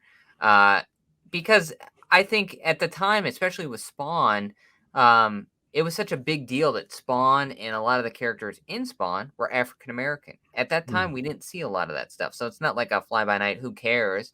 this is something that made a big difference. It was a talking point at that time. So to kind of not pay tribute to it when it's to this date the only live action film, I think is a huge misstep here. Yeah, and I mean, like I said, we're talking about what are we, a year or two out from Blade coming out at this point? Yeah, I think a So year. yeah, I'm pretty sure I it's don't think it just was a too year far off. difference. It wasn't. And I'm gonna double check that to make sure. But I mean, yeah, it is one of those things where it's like, oh crap. Now I'm going into the 98. So, a year out. And it's just one of those things where it's like you have another superhero property with an African American lead. And I know in my research, it was brought up a couple times that there was a stipulation as to why the Terry's character was, race bent or the switched over, is the fact that like the studio didn't have the confidence that a superhero film with a predominantly African American cast would sell to a general audience. Yeah, So that was another reason why Terry's character was switched to a white male. So he was the only. So that way, it's Michael Jai White was the only like African American male lead in the film, yeah, essentially. So it's like you don't have anybody else. So it's just kind of like, but in today's standards, it just doesn't really make any sense. It just seems like a lot of semantics to me, of just like, a lot of bad optics and like them really just not understanding the audience, I feel. Because like, knowing what I know now and seeing how it plays in the animated series, I just don't understand it. I just don't get why it even had to, why that was a stipulation, why that had to come into it. It's just like it does nothing but disservice the character even more and just make it yeah, stranger of just like why we're doing this. Cause like it doesn't do anything to the relationship really. I mean, like it's the same character. It's just he's white instead of black. And it's just like, what the fuck is the point of that? yeah, Like it's really just seems like some fucking old man racist shit to me, honestly. But yeah. that's just me Well, looking at it and I don't from think this these is an issue glasses. where it comes off as splitting hairs. I think the race here was such a big deal for the time period, and especially in 1997, us living in a post Black Panther world right now, Yeah. where at that time there wasn't anything like this. So it's like, having as many African American characters on screen as possible, I think. Was such a big deal, and so it's something to embrace at that time because we weren't really seeing it. And I know Todd McFarlane had come out a couple years ago. I think someone kind of called him out. I don't know if it was on Reddit or some sort of interview, and said, about the whitewashing of these characters. And he had come out and he kind of said, well, whoever pays in terms of the studio is really has the last say. So his kind of thought process was, is it better to have a $20 million film with a full black cast, or is it better to have a $40 million film with the main character being African American, where he feels like that's a win in a certain amount, in a certain sense? Which, I mean, I understand. I guess I'll say one of the big things about this film that I do like is that we do kind of get Al Simmons. It's very evident that he is an African American man, whereas like in the animated series, it's mostly Spawn, where he's in Mhm. he's Spawn. He's got the mask on. We don't really get that many flashbacks. I mean, we do know he's African American, but I think we do see a lot of Michael Jai White in this one. So, and we know it's really hammered home that he is an African American male. So I do think like they do that in a certain sense very well, where we can pick him out. But yeah, I don't necessarily agree with. Yeah, I don't even think necessarily my take on this film that we'll talk about. I don't think this film needs $40 million. But so it's like I think that staying true to the race of these characters was such a big deal here, and it was a misstep not to. Absolutely. I mean, like it just seems again like we're just grasping at straws here, like you said, splitting hairs. And again, you're talking about, we're over 20 years removed from where that is. And, obviously I was a glimmer in my father's eye at that point when this movie came out. That makes, some of you guys feel pretty old. So it's just one of those things where it's like, to me, it just doesn't make any sense. But I mean, I guess that's just the time we were living in. Because I mean, watching again, and I keep going back to it because I really do enjoy it, and I think it's a great interpretation. You know, seeing the juxtaposition of Terry, and I guess you know I'm hung up on it just a little more, I think, because also you get so much more time with him in the series from Yeah. what I've seen so far, and you really get to see this character as opposed to in the movie. He's He's more just a just Al service Simmons' character. friend who Yeah. then is shacking up with his wife, and he steals some data at the end of the movie, and that's about it. As to where in the show you really get to see, what his job is and what he's actually doing and where his feelings lie. And you really see the relationship between him and Wanda and how that blossomed and how he cares for her and his daughter. And you just get to see these levels to this character. And, you don't get that in the film. And it's just, again, maybe it's a good I'm not going to sit here and defend it, but maybe in the long run it's a good thing because there wasn't much of a character for anybody to really play, Yeah. as much as there is in the series. Yeah. Because it's like, it's just like they just kind of not only whitewash it, but they really scrub out any real detail or meat or bone or anything to this character at all. So Yeah. it just kind of he's just a stand-in. He's just kind of there. He's And there that's to where fill a we kind space. of get into like you're talking about the Wanda Terry relationship where it's surface level stuff. They're just there to service the story and they don't really do too much. And I think honestly, Jason Wynn is a product of that in a sense where he's seeing the kind of in the TV animated series where he's kind of like this overseer almost, where he's got his Mhm. hands in every little pot, where he's really just a pawn in the clown's game for most of it. In the movie, so it's He kind of is. He's so calculated in the series. yeah, As like you said, in the movie, it's more just kind of like, put a fucking timer or like a dead man switch on your heart. Yeah, it's a good idea. I'm gonna do that. yeah. He's such a There's pawn that no threat to it at all. And I fucking love Martin Sheen. So it's like, yeah. god damn. And that's where And it's like, again, going into the story here, just it didn't really make any sense. And I did want to jump into Alan McElroy is the screenwriter here. Him and Mark Dippe kind of came out and tried to develop a story, a backstory here. And going into Alan McElroy, he did Wrong Turn and Wrong Turn, the Foundation at 2021. mhm. So kind of as we're talking, they kind of stripped away the horror elements here. Um, and then we see that he had done the animated TV series where that is very much horror based. I can't imagine. First off, the dynamic usually for this podcast is I find the screenplay and I read through the screenplay and do the research and see what varied. Now, here, I could not acquire the screenplay, so that's why I read the first 5 comics. I kind of wanted to do a comparison. So I'm very curious if they had their own way of doing things here.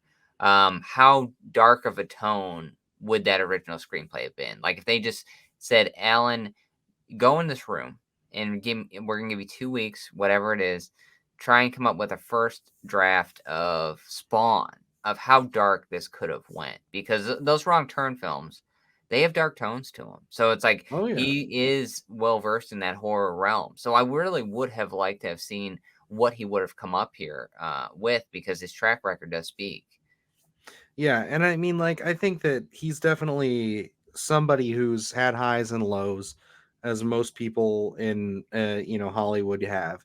Um, as opposed to like, I think the first Wrong Turn's a great example because I think that the first Wrong Turn is exceptional. It's Yeah, just one of those movies that you really do love, and you kind of just like, it's a good, it's to me, it's one of those classic horror films. So we'll definitely be talking about it at some point down the road, because I know that one you're very fond of. Yes. So, and then, juxtapose that with his most recent one, where it's such a different take, and it's such a rework of the material. And a lot of people like to throw around that movie is just woke garbage. And it's like, I don't see that at all. I No. think that, it plays on a lot of the political angles of our time, of course, like most movies do. Um, but it's one of those things where it's like they take it in a different direction, and it's so unique and it's cool and it's interesting. And yeah, it's not, spoiler alert, it's not inbred cannibals per se, but I think what they do with it is it adds a different layer of horror. And Yeah. you can tell the competence in this writer, and it just makes me wonder, what happened, like why, like really what happened. And then he's the same writer for the series, so it's just kind of like you understand he knows He's this familiar with the character, material. he's familiar with it, he knows what he's doing. So it's like, why did this happen this way? And then again, we have to also throw out there, um in relation to this, that he's also the screenwriter for End Story for Halloween 4. Yeah. So it's one of those things where it's like, and that movie in and of itself went through so many changes and so many things going on where they're just trying to figure out what they're going to do to bring Michael back. But you can genuinely see that some of the strongest parts of that movie, there's a genuine attempt to try to really tie everything together. So it's like, And I feel like, and I'm was sorry, he I what's up? Go know ahead. I'm assuming you just probably looked it up, so I'm just curious because I know that screenplay for Halloween 4, I think, was a very different concept from what we had initially had It gotten. is. It's he's credited, but I know that they changed a lot of it. Okay, so I Because wasn't he had a sure. lot of different ideas to it. Okay, so was he attributed to that initial script where it was very different than what we had gotten? Because I'm pretty sure. I think he was the first couple drafts, if I remember okay, correctly. so yeah, so I'm he just does on have a IMDb, so it doesn't really give me too much on that. But okay. I Well, watched if an that's interview if with him back when the new Wrong Turn was coming out. yeah, Uh, we watched a movie, did an interview with him. Check those guys out; they're great. But like they talked to him about it, and it's such a different concept that he went for, and you yeah, can really tell that he had a lot of passion. He basically took he made like a Bible for Halloween, trying to kind of shepherd this thing. And I'm not going to get on that soapbox. Maybe we can talk about it in another video coming up in a few months. But he tried to shepherd this thing and really make it something significant. And then the studio was just like, that's too complicated. Let's just make it more basic. yeah. So that definitely does intrigue me. I just wish there would have been, we did the Tremors too, and you can kind of see what the thought process behind that one was. I really would have loved to have seen just straight up Alan McElroy. You do it. Let's see what you come up with, what characters you introduce, because I think that could have been a way different kind of tone and feel to a film if they kind of just let him play with probably what he would have wanted to. Yeah, so that pretty much covers the Image comics. They come out in 1992, and that kind of spawned a big wave there. I think they sold 1.7 million copies, which is a pretty big deal for the time. And this kind of goes into, as we're talking about Todd McFarlane with the selling the film rights for $1, things like that, of a really do-it-yourself kind of person, I would say. A little bit later, a few years later, he created McFarlane Toys in 1994. And again, him with these specific rights, this was a breakdown between him and Mattel, where he felt like the quality wasn't there. So he repurchased the rights and went on to create his own toy company, which was initially called Todd's Toys, and then pivoted to McFarlane Toys. And at the time that those action figures had come out, I think there was Series 1 had maybe 6 figures. I think I owned like 4 or 5 of them. I never bought the Violator figure because I could not play with it. It was just very rubbery. But at that time, the figures that were on the shelves were way different than the McFarlane Toys figures. They were just way more detailed, and that's kind of what caught my eye. This is what started my introduction into Spawn, were the action figures. They caught my eye. The accessories that they came with. It was such a big deal to me, and I loved that they came with a comic book, so you could actually read the backstory on all these different characters. So like Overkill was my guy in medieval Spawn, my two favorites. So it was such a different time, and again, going into Todd McFarlane, he's given us so many different things in terms of Image Comics. It's produced things like The Walking Dead, Paper Girls, Chew, a lot of Kick-Ass, a lot of different properties that are being made into films, successful films and TV shows. Not so much Spawn, but it's funny how that was such. Spawn was the big bread and butter thing, and once it got to film, which is a short turnaround, we didn't really talk about, where created in 1992 on film in 1997. I think that's a 5 years. pretty big deal in itself. That Spawn didn't really hit out of every different property that's come out of Image Comics. But going back to McFarlane Toys, I mean, that's something that's still around today, Dylan. I mean, you have your little figures in the back there. Yeah, I have quite a few. It's one of those things where I talk about my Marvel Legends and NECA and everything that I kind of collect, but I recently did go down the rabbit hole of collecting more McFarlane toys, especially when it comes to the Batman stuff. I like a lot of his designs, the 20 points of articulation.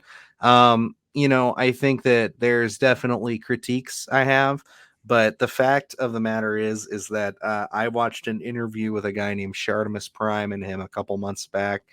He's a toy reviewer, pretty big toy reviewer here on on YouTube, where he had interviewed Todd McFarlane. And I gotta say, I think the thing that swung me into buying some more of his products was just the fact that he, you know, basically was saying how he is trying to stay as consumer friendly as possible in times when inflation's going like crazy and everything. So where he's keeping his baseline DC multiverse figures and Spawn figures at that 1999 price point. And he doesn't feel the need he can control all of that. He controls everything when it comes to that. So it's like he doesn't feel the need to price hike right now, like Hasbro and other companies that are taking these figures that you used to be able to get 2 years ago for $19.99 or even $17.99 at certain big box stores, which are now retailing at $25 and sometimes even $30, which is really, not to get on a soapbox of toys here, really taking the wind out of my sails for a lot of that. Because, it's like I'll pay $30 for a standard NECA figure. But that's because you get so much, and there's so much detail, and there's so much like love and care put into it. As to where with a Marvel Legend, a lot of times you're getting a Build-A-Figure piece and a person. The accessories aren't there. You're not getting much, and you're paying $5 less than what I'd pay for like a NECA Predator. It's like, I always go to it like my Kessler Wolf. Like, I don't know if you guys noticed, I'm a big American Werewolf in London fan. I've said it 100 times, but just the detail and just the ability to own something like this is huge for me. You know what I mean? I know it's still one you got to pick up, but I will pay for that. I will pay quality top dollar for that. And I gotta say that I respect Todd McFarlane for just being able to come out with something even as detailed as like we talk about Swamp Thing being a favorite of ours. Look at this.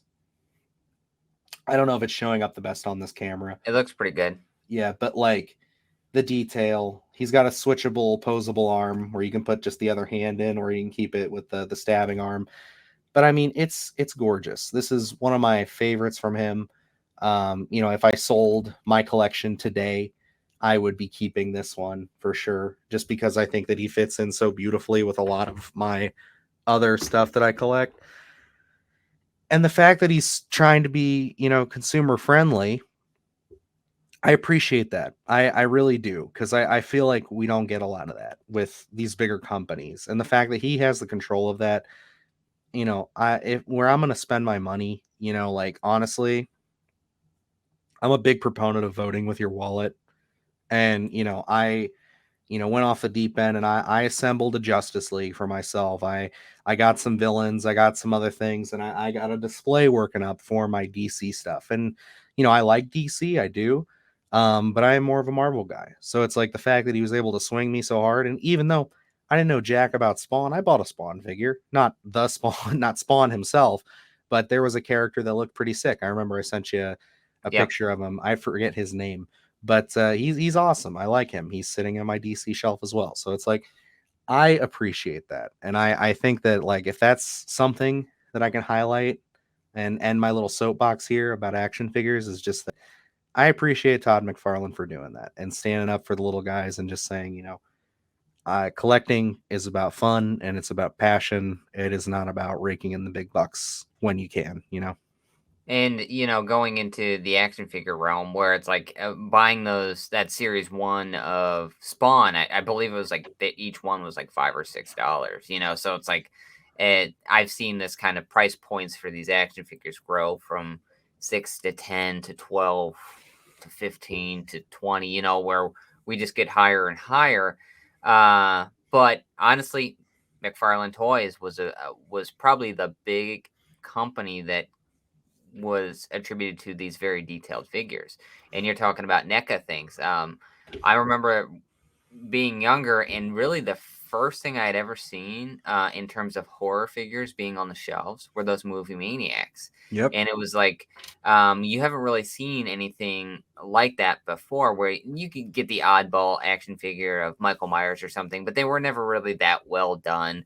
They didn't have sets or dioramas of anything, like Dr. Loomis or like a graveyard or anything like that. And you would see that a lot with the Jason Voorhees figures or the Michael Myers. And they were such a big deal. They were set pieces in a sense that you really hadn't seen before. It was a struggle to for the horror community to kind of get that extra merchandise. You have the actual film itself, and sometimes that was a struggle to even acquire a VHS or a DVD of something, depending on if it was out of print or just, it didn't there weren't that many copies out there. So to have any extra merchandise like that was a godsend.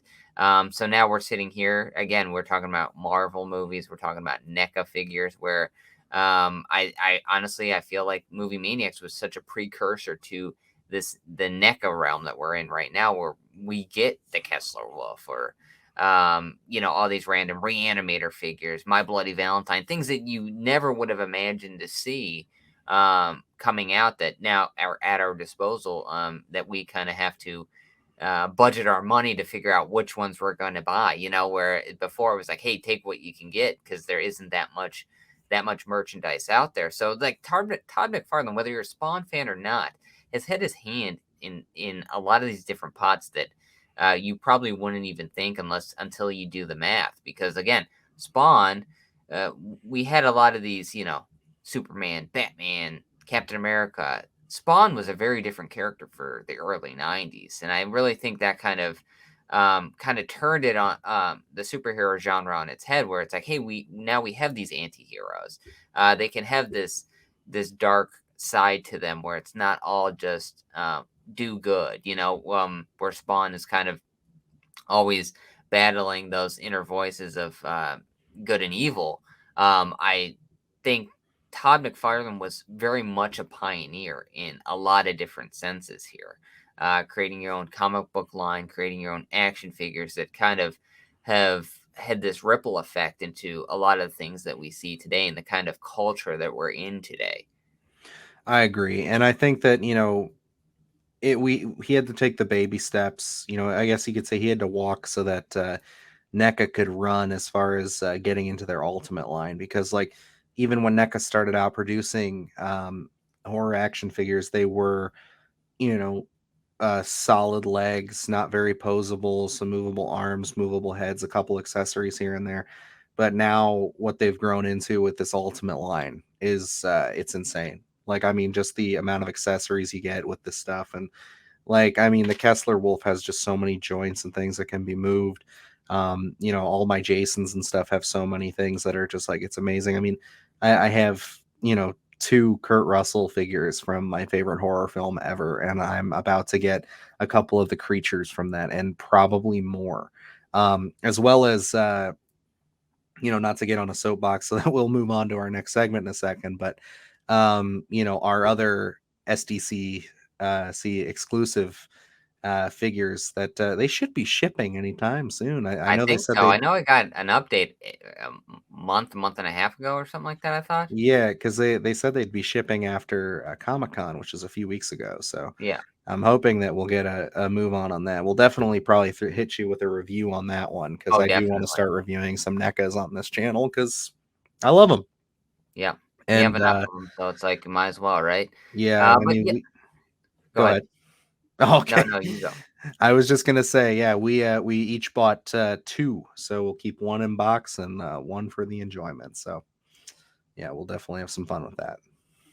Yeah, so yeah, I think that pretty much covers us for Behind the Mask, I would say. I mean, like, there were a lot of different moving elements into the creation of this film that kind of bleeded over, that the comic books, the figures, all this type of things were really catalysts into getting this film made, and kind of, I guess, introducing us to a really different genre of superhero.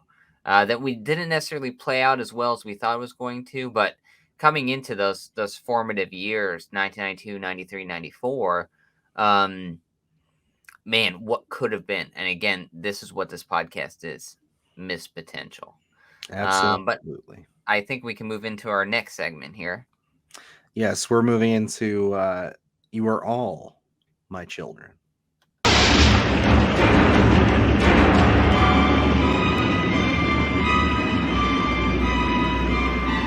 You are all my children now.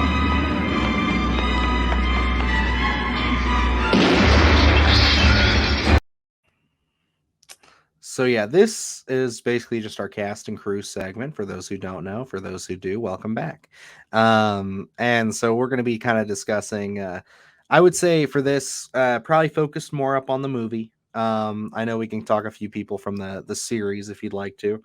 But yeah, I gotta say, it's astonishing to me the kind of cast that this film was able to garner.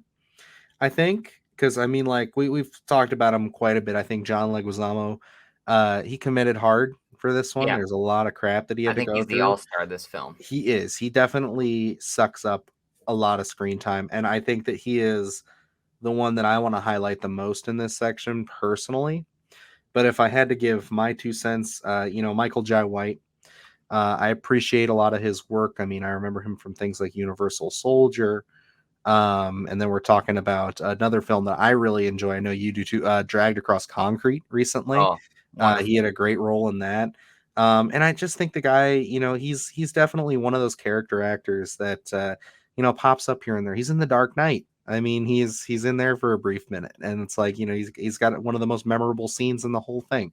Um, and of course, the great Martin Sheen. I mean, you're talking about somebody who worked with some of the greatest directors to date. I mean, Francis Ford Coppola and Apocalypse Now, my favorite war film. Like what an absolute like powerhouse. And yeah, I would say him and and John Leguizamo, they got they quickly figured out what kind of movie they were working on, Yeah, because those two just ham it up so hard in this, and they do seem like they're having a lot of fun. I know Martin Sheen primarily took this role because his grandson was a huge comic book fan, and he always wanted to be in a comic book movie. And his grandson was a huge Spawn fan, yeah, so that's what drove him to this. And I mean, other members of the cast great as well.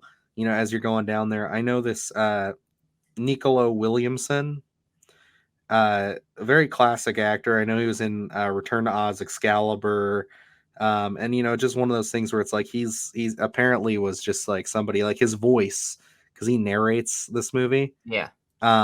very iconic. But yeah, I mean, just his character is just so weird. I'm just Yeah, saying that. and they So don't really dive into that character ever, because I think they maybe give hints that he was a Spawn at one time and kind of rebelled, and is trying to kind of groom Al Simmons' Spawn now to take his place in terms of fighting the evil forces, but they don't really ever dive into that. So for me, he does have a great voice. But listening to Keith David in the animated series, I would have loved to have him just be that the narrator. If we're gonna go a narration route, I think he would have worked so well in that kind of space. But going into like the full cast here, where you have John Leguizamo, and prior to Spawn, what he was in Carlito's Way. He did two Wong Fu. I mean, like very diverse roles for him. You had Martin Sheen, who's in Apocalypse Now. He's in Badlands. Even Teresa Randall, to an extent, was in Malcolm X, Bad Boys, maybe not big role, Space Jam, things like that. You had Miko Hughes, who was in Pet Cemetery, Kindergarten Cop, New Nightmare. So you have a cast that has been well versed. This isn't their first rodeo. And then you have Michael Jai White, who is your very much your leading man, but doesn't really have that many credits. Yes, I know like Universal Soldier, but I think he plays like a background soldier. mhm. He everything that we've kind of mentioned is post Spawn. And so it's like, do you take that gamble and put, you know, for him to be your leading man in this franchise? I know, like, again, we're sitting here in 2022 and there's a lot of hearsay out there, so who knows how far talks have gotten. But, Wesley Snipes was mentioned in potentially playing Spawn. Will Smith was, Tony Todd, Cuba Gooding Jr., where it's like they had a lineup of people, and, to an extent, some of them could have maybe excelled at this role. So I don't know, like Michael Jai White. He's someone, again. I love Spawn as a kid, and as that being so, I will watch anything that Michael Jai White is in. So he's a selling point for any film for me because I watch Spawn. So it worked on me, but like as a studio, do you go that route? Do you go with someone who is almost unproven in a sense to be the spearhead of what you're hoping to be a franchise? And it's a gamble. I mean, especially looking at his track record here, because it's like, yeah, with like him being in things like Universal Soldier, just being a background character. Apparently, he's an audience man in Teenage Mutant Ninja Turtles too. Just one of those things where it's like you'll watch these movies and he's a recognizable face. It's Yeah, something that because I only saw Universal Soldier a couple of years ago, and by that point, I think I had just watched Dragged Across Concrete. So it's like that's oh, where like he had kind of stuck out to me. He didn't have much to do, but it's just one of those things where it's like I kind of make that connection. And then you're kind of running through his filmography. He's done a good bit of TV, but really, you're right. Like as far as big franchises go, like Spawn is kind of the first thing that he gets and he lands. And it's like that's great. That's something that's like I'm happy for you. I'm glad you did it. Um I just wish that, the movie had panned out better because, it yeah, could have elevated his career because the guy's got a lot of charisma. He definitely works with what he's given. And, I don't put, because, seeing him in things like, and I'm going to keep going to it, Dragged Across Concrete, where it's like he has a bit more of a role there and he's able to chew on it a little bit more and show you his acting chops. He's got range, he's got potential. He's somebody that, like, I could easily see him heading up and being the lead in something a little more serious. Because I mean, as he's gone on here, he has started to become more of a direct to DVD kind of actor. yeah, And I mean, I know that he's a famous martial artist, so you do get a lot of these films like Chain of Command and Vigilante Diaries, Asian Connection, movies where he's going to just kick some ass. You know what I mean? So it's like that's kind of where he got pigeonholed into, which is unfortunate because, like I said, I think that he does have acting chops. Is this the best representation of it? No, but I think that the script isn't really there. I yeah, think that it's just too disjointed. He never really gets time to shine. Never really gets that time. It's more, you know, this is somebody who wanted this role bad enough that's going to put up with putting on makeup every day for 3 hours and then just walking around in it. And we don't have to worry about him, negotiating more money in his contract because we don't see his actual face much. You know what I mean? So it's like, that's kind of where I'm thinking the studio landed with it. And that's where like I'm saying I'm a Michael Jai White fan because of Spawn, and he's a believable badass. So it's like I think he does kind of get pigeonholed in those roles. I mean, like he's believable in them, and if those work for him. But again, he does have some acting chops. Like in this again, there's not a huge range. I think they kind of miss the mark in terms of that kind of mental things that Al Simmons / Bond should be dealing with here. But the things that they do inject in here, I think work in terms of Michael Jai White's performance. Not many. There are cheesy lines in there, but it's not his fault. But like when he's dealing with things like when he's in Rat City, and those are probably some of my favorite parts, where he's not in that Spawn uniform. So I think that works where the pain that he's going through, although it's minimal in the script and film itself, it's believable for me. I don't think he's like Emmy award winning or Oscar award winning or in any sense like that. But I think he does a serviceable job where it's like none of that ever comes off as bad acting for me. That's fair. But really, I think the person we can highlight the most, and I think we should in this section, is John Leguizamo. Yes. The guy committed so fucking hard to this character. He's in a fat suit. He's kneeling down most of the time. It took hours to apply that makeup and put it in there. The guy at one point ate wax worms on pizza. He did that scene twice. He threw up twice for that. And the dude just commits, and he is the most entertaining part of this movie. It is an odd take on the character, especially after seeing the animated series, but like, it is one of those things where it's like I do think that he is the brightest spot. I think that he made me chuckle a few times, and you could just really see the range that he carries. And Yeah. you see that throughout his career, but like this is definitely, if you're talking range, if you're talking Carlito's Way, and then you're talking Spawn, like those are two opposite ends of the spectrum. And John Leguizamo is just he's had some great roles, and a lot of people kind of go to his comedic performances sometimes, but the man is just an unsung hero. He has so many credits to his name that are so diverse. I don't know if you've seen Tu Wong Fu, I have but not. he plays Chichi Rodriguez, and what a performance there. And again, the ones that I mentioned, Carlito's Way, Tu Wong Fu, and now we're talking Spawn here. Three very different performances, all taking place in the 90s.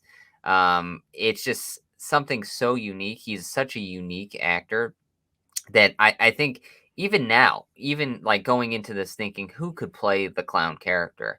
The only thing I could ever come up with is just recast John Leguizamo.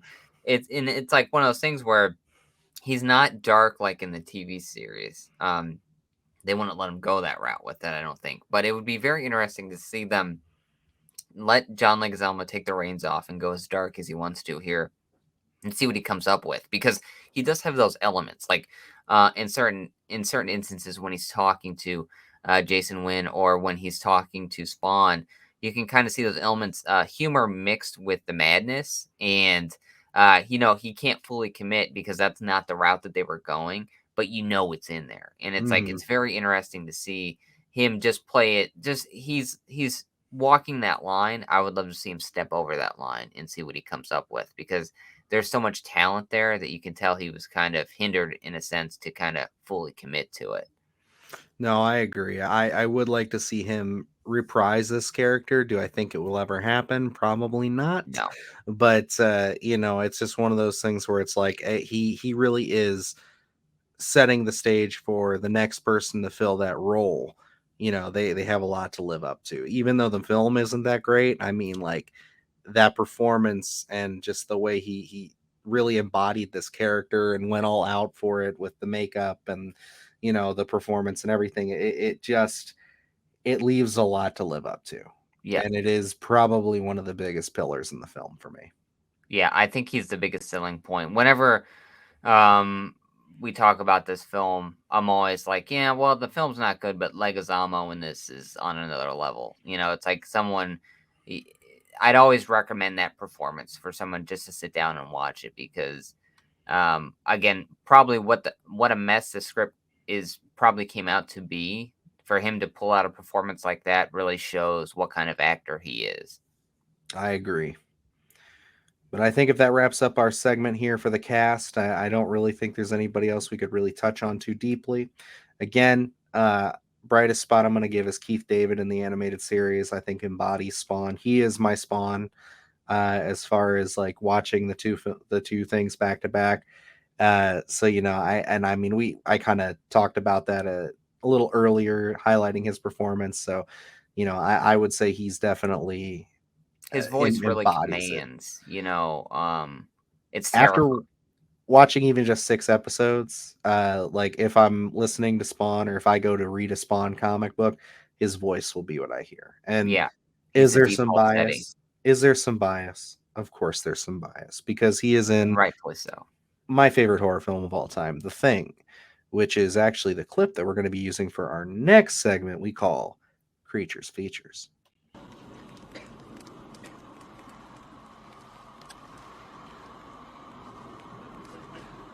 You gotta be fucking kidding.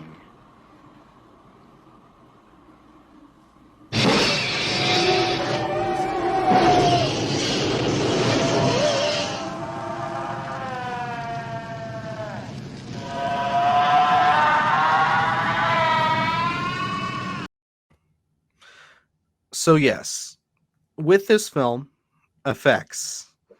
There's quite a bit that we can cover here. For time's sake, I say we probably don't get too deep into it, but Yeah. yeah, there's a lot of bad. There is some good, I would say, but yeah, if we're talking effects wise, this is where we come back to circling back to this film is definitely they were not ready for Yeah. the amount of effects that they needed to pull off in this movie because my god, there are some fucking video game like mid 2000s video game level effects in this movie. I'm talking like PlayStation 2 wonkiness. Like and I'm sorry, I'm going to forget his goddamn name again, Luke. The devil Albosia. whatever his name is. You said it. I'm not even going to try to say it anymore. His mouth doesn't even move Yeah. when he's talking and They I go ahead. they try to justify it by saying apparently that he's speaking through hell. I feel like that's just a cop out. I agree because I heard that as well when I was doing research for this, and I was just like, no fucking way. Yeah. Like that doesn't play at all. They had to be like, yeah, that what can we come up with to justify this? And that's honestly what I feel like they did. The hell, the depiction of hell is horrible on an absolutely different level. Reminds me of a PlayStation 1 Tekken game with the cutscenes.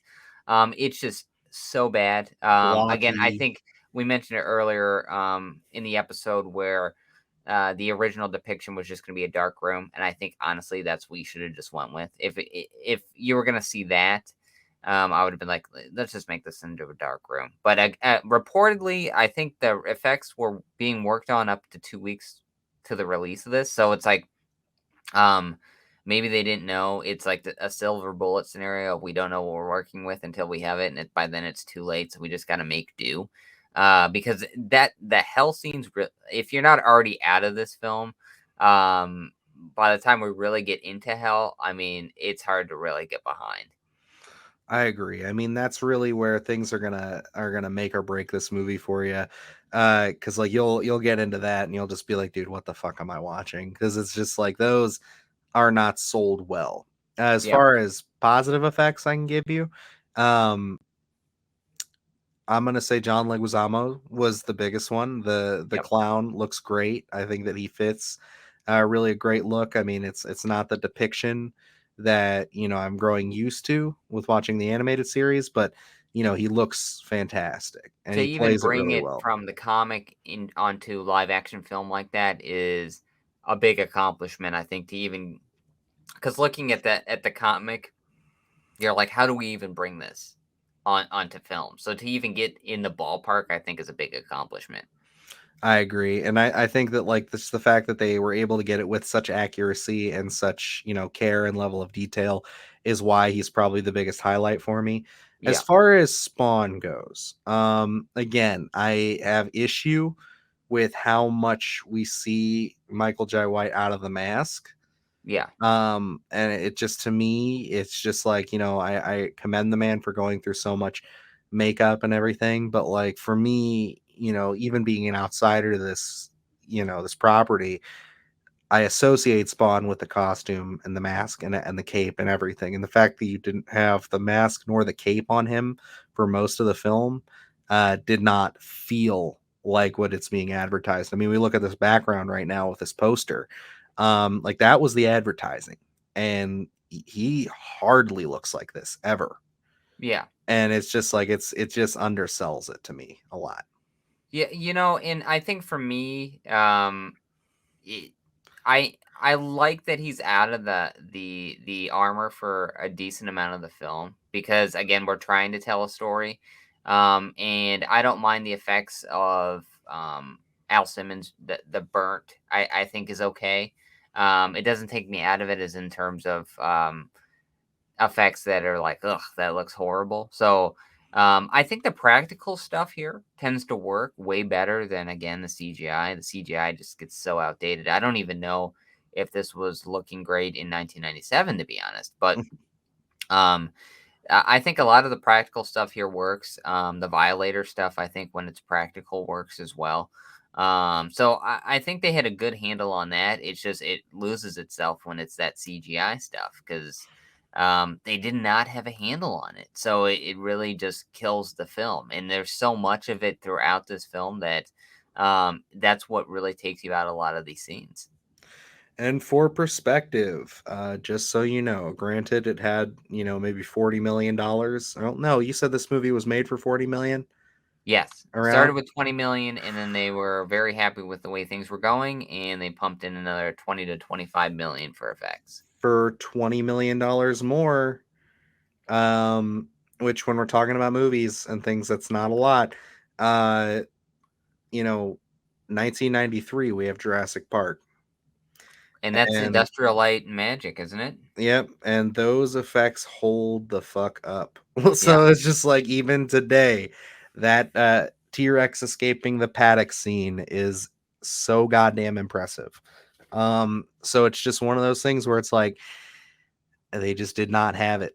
They whatever they were doing that day, it just was not working. And And it's maybe they just bit off more than they could chew.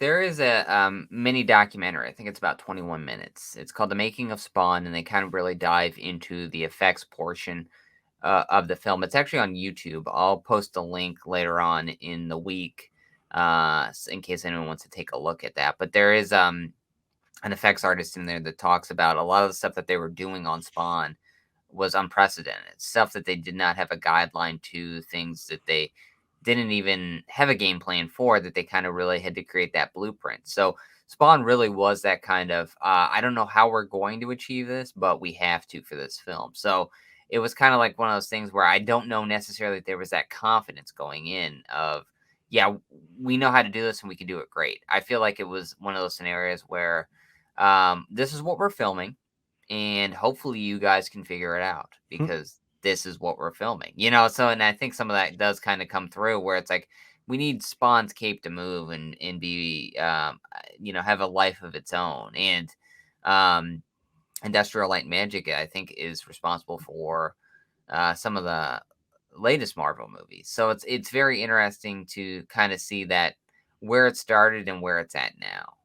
Especially when we have something like Doctor Strange, with his cape being what it is. So it's like, again, this film is ripe to play in the world of today. Absolutely. But all right, I think that's going to move us on to our latest segment. This is a new addition. This is the first time we're going to be using this, but talking it over behind the scenes, doing a little chit chat in here. Luke made a good suggestion of adding another segment to the show. So we'll be introducing for the very first time a new segment we like to call They Live.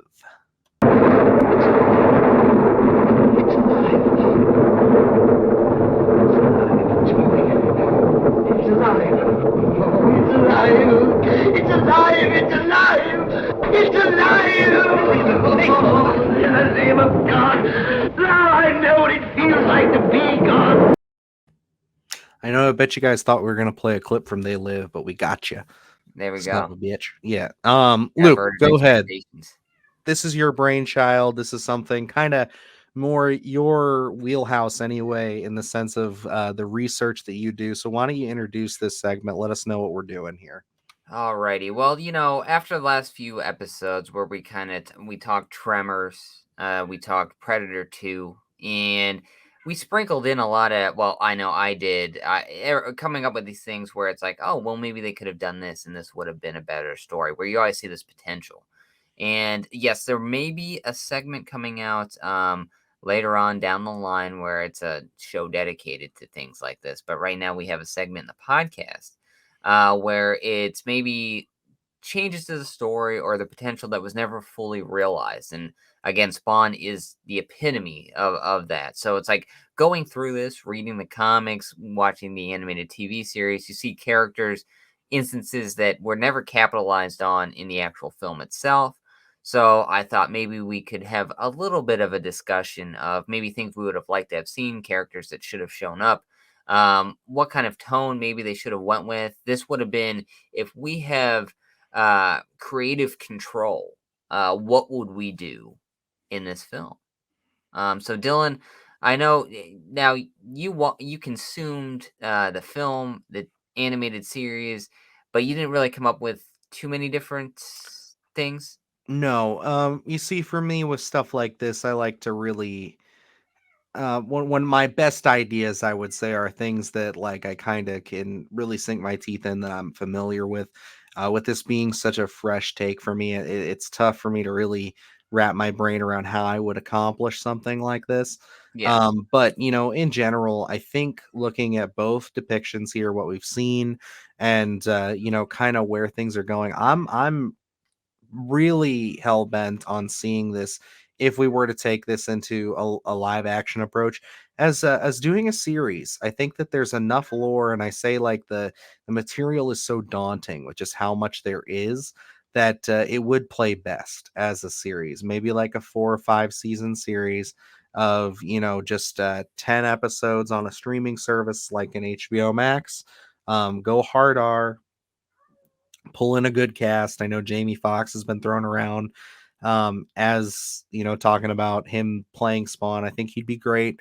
And I think that would be your best bet for this. I think the material's ripe for it. There's enough of it, and I think that it just, you need more time.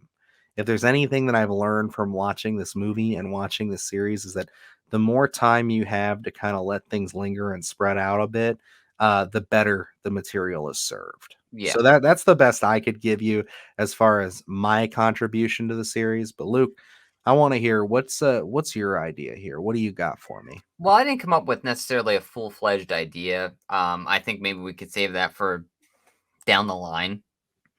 Things that I would have loved to have seen, and maybe you'll have a bit of an issue with this one. I don't know.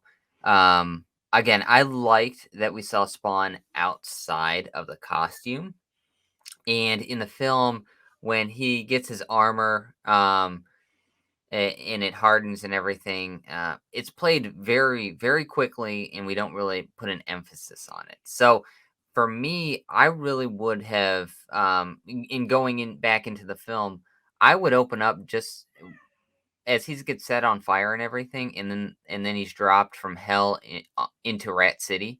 I think you open up with Rat City, get rid of everything else, and this film would take place with Al Simmons being burnt like he is. I do like that depiction, um, with no powers, and he would just have that CIA training, but he doesn't know necessarily why. because he is being flooded every so often with the memories of what exactly, and he's piecing it together with the audience. So it's not something that he knows already in this film. It's something that he's learning as he goes. So I think kind of putting him from the underneath there, I think would be way more interesting than kind of giving him all these different powers to learn and master within an hour or 30 minutes. I think you kind of just let it play and have a bigger plan toward the end. I actually wouldn't let him get his armor until the very end. And that would leave you open up until the very next film. I think like again in the TV series, it's such a big depiction as well as in the comic of him standing on that cross with the cape flowing in the armor. I think you end that first film finally getting what the fans are very intrigued by. Another thing that's I in this depiction for me, I really love the character of Billy Kincaid, and I think that's your main antagonist. Hmm. I think that kind of really gives a dark tone to this. Uh, in terms of we just had the success of the Black Phone. Give this a very dark Seven feel, David Fincher esque, of these killings happening. Now, in the 1997 series or film that we're talking about, we have Miko Hughes playing the character of Zach, which doesn't really appear in any of the other kind of source material, but I do enjoy that character in the sense where I think you could use that to your advantage. Of Billy Kincaid is a child murderer and molester. I think if you have Spawn befriend this Zach character and Billy Kincaid ends up murdering this character and leaving him in Rat City, kind of really leaves this kind of sparking of its darkness for Al Simmons to get revenge. And Dylan, you can stop me anytime if you want to talk about any of this. I don't. I'm just running through No, you're all good. my. I'm listening. I'm just taking it all in. Okay. So I think that would kind of spark a good idea there, and in the animated series, Billy Kincaid is the son of the senator. And one of my ideas for Wanda would be, a lot of lawyers tend to become politicians. I think it would be a very interesting scenario if she's running for senator, and as Billy Kincaid is the illegitimate son of the current senator. I think you kind of almost play this Joker from the Joker in the sense where he believes that he is a Wayne, but that's what his mother tells him. So Billy Kincaid is obsessed with the fact that he is the senator's illegitimate son, son. and he Mm, wants to make him proud. So he decides that he's going to try to abduct Cyan in terms of trying to um, I like this. get his approval. But we never really touch on if it's his actual son or not. So I think that would be very interesting, and that would I would also leave it kind of open ended if Cyan is Terry's or Al's, and we never really know that because I know it's a big thing in the comics that he was never able to have children, but I think in terms of a film, you kind of leave it open ended, kind of give it your own little spin. So I think that would be very interesting if we really never know if if Cyan is Terry's or Al's. So he's kind of like playing that this could be my daughter. So I would also make the Chapel character a side villain as we're gonna gear up. I think he's got a very interesting backstory, especially as you see in the TV series of him trying to and that we would use him to piece together a lot of what happened to Al as he does his flashbacks in terms of when he killed him. I think in my it kind of in my scenario here, we actually would not have the clown. Um, Hmm. he would be a voice. Now, the Violator in the TV series establishes that the hell's minions, whatever, can talk to each other through telepathy. And with the success of Moon Knight, I feel like we would hear the voice inside Al's head of which would be the Violator slash clown, but we would never actually see him. So one of my takes here would be, um, we've seen it chapter one, and you know how Pennywise kind of takes over people of Derry, like the pharmacist kind of seems off, Mhm. not really right. So what my scenario would be is we would be introduced to so many different characters throughout this film that seemed off and weird, like grinning and such, That because they'd be that the is, violator. yep, that's the clown.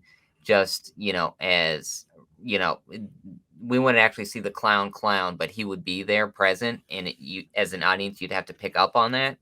And then one of my things would be, since it would, a lot of it would take place in Rat City. He would be, the kind of the homeless depiction of Al Simmons, all burnt.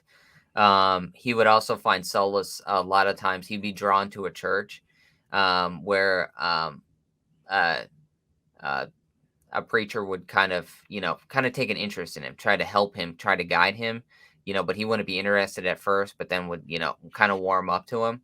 And then at the very end, we'd find that was the clown, and he was kind of guiding him the whole time. Oh wow. So, and Spawn, in terms of getting his armor, would be killing Billy Kincaid, and that would be his act of joining, kind of like the evil act, in order for him Cementing to get himself it. as Yeah, even though as he a killed the child hellspawn. murderer. So that's really what I have so far. Nothing really like A, B, C, D bullet points, but those are the kind of concepts I would love for them to bring into an actual Spawn film. Make it very small, very intimate, and very dark. You see, you've already got so much more than this movie could have ever given us, and I appreciate that. I definitely see this working as like a series if you wanted to go that way. I mean, I don't know if you see it more as a trilogy or what, but I think like a nice series for this material would be wonderful. Yeah. I mean, again, this is much like my Predator. I'll take it any way I can get it. Absolutely. But yeah, so that's it for About They Live. This is definitely a fun segment, something we'll be kind of putting a little more stake into as we continue on with it. But yeah, I think now we'll probably transition into our final segment of the evening here. We're getting into The Check is in the Mail. You just listen to the old Pork Chop Express and take his advice on a dark and stormy night, all right? When some wild-eyed 8-foot-tall maniac grabs your neck, taps the back of your favorite head up against a barroom wall, and he looks you crooked in the eye, and he asks you if you've paid your dues, well, you just stare that big sucker right back in the eye, and you remember what old Jack Burton always says at a time like that. Have you paid your dues, Jack? Yes, sir, the check is in the mail. Always love that clip. But that about brings us to the end of the show here, guys, where we're just kind of talking about the rating and the legacy of our film here, kind of giving you our raw thoughts here. And I mean, like we've talked so much about Spawn, nearly almost 2.5 hours here. Look at us. Just always pulling stuff out. I think that we had a lot of great conversations. We really, I felt ourselves kind of hitting so many different points, and you were nervous about this one, saying that you didn't know if we were going to get a full show out of it, but we overachieve as always. We just love to hear ourselves talk. But yeah, so if we're discussing this here as far as a rating and a legacy goes for me, and then I'll let you have your say, because I don't want to sit here and say I know it's a nostalgic thing for you, so it might be a little higher in your book. This film is not something that I see myself revisiting anytime soon, maybe if ever. I just don't think, again, we've set it up a bunch here, is that I think that this film was a bit premature. I don't think that it was ready for the time that it was being built. I don't think the intentions behind it were very great from the studio. I think that, the biggest thing I would take away from it is John Leguizamo's performance. And just in general, at least getting the character out there a little bit more. But even then, I don't think it's a very ripe representation. On the flip side of that coin, I think this series is really interesting. I think that it has a lot to give, and even only being 6 episodes in, I'm a fan. I will be continuing watching this even after this show. So, I will, hopefully be able to update you guys at some point down the road. Like Luke said, maybe if we do a little further deep dive into Spawn, a deconstruction, or maybe if we get some news about a new movie or a series coming out soon, gives us another reason to revisit it. I could definitely talk for a while about this because I just love how dark it is. I love how serious it takes the material, the art style, the acting, everything about it really, like I said, it set the stage and the tone of what I think this character was supposed to be, what they were supposed to really give us in the long run, when I think the movie failed on so many levels to do. And it's something that I'm excited to keep going with. And again, it has opened me to Spawn as a character and this franchise, and given me a lot to think about. Again, you bringing up your idea in the last segment here of just how you kind of the elements that you want to see incorporated into a modern take on this Spawn series or character, they all get me excited, because if you hit it with that tone like they did with the original series here, I could see this really selling really well to a modern day audience. Yeah. And I could really see this going far. So for me, as far as Spawn, the film goes, I'm not going to give this a recommendation. If you're looking to go in blind, it is something I would say steer away from. I give all my recommendations in the world right now to Spawn the series on HBO, which is on HBO Max, so you can stream it all 3 seasons. And yeah, I'd say that I am happy that you chose this as one of our flicks here to cover, because I am now more familiar than ever with the character and this world, and I think it's really cool and it's exciting. And to have a good depiction in the animated series is nice, but it does excite me for what might come down the road with a further depiction, whether that's live action or if they want to revitalize the animated series. So Yeah. that is my piece.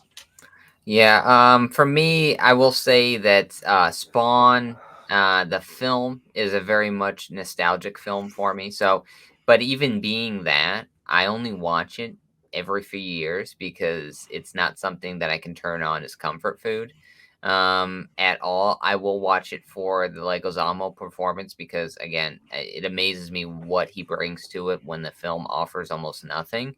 Um, can I recommend the actual film itself? No. But I will tell people to watch it for the Leguizamo performance just to see what he is capable of, because I do think that's a interesting take on it. And I'm with you on recommending the TV series. I think it is so well done.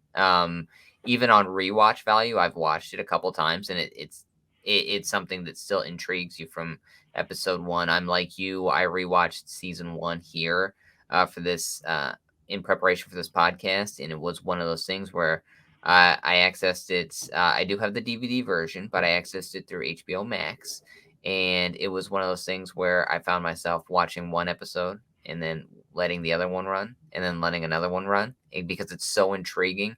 It's so well developed. It introduces so many different characters that it is something that the TV series is a high recommend. The movie, I could give it a light recommend just for the Leguizamo performance, but even then, it's pushing it.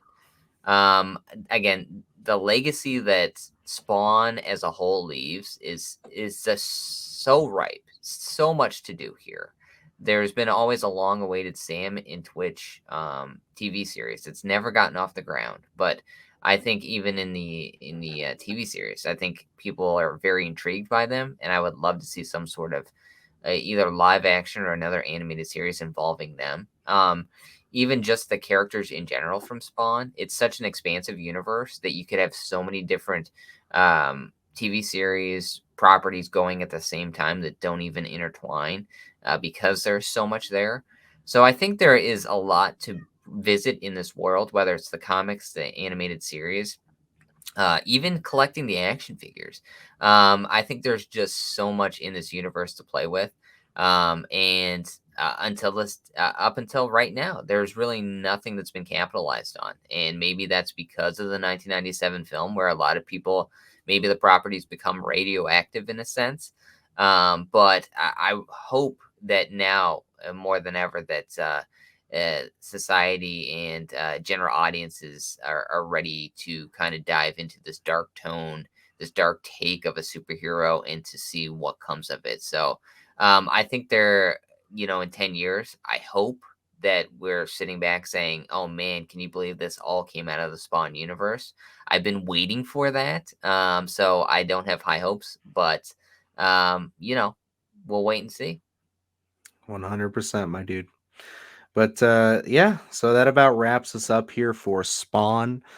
So thank you if you stuck through the whole episode with us here. What a This ride. was definitely interesting. A lot of great talking points.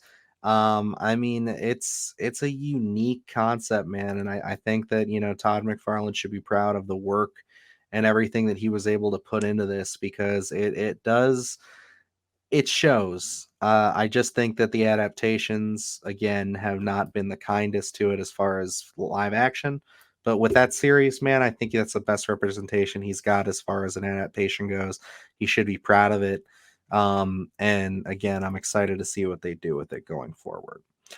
But yeah, guys, that's gonna wrap us up here for Splattercast. So definitely, if this is your first time sitting with us, please definitely consider hitting that subscribe button if you think we deserve it.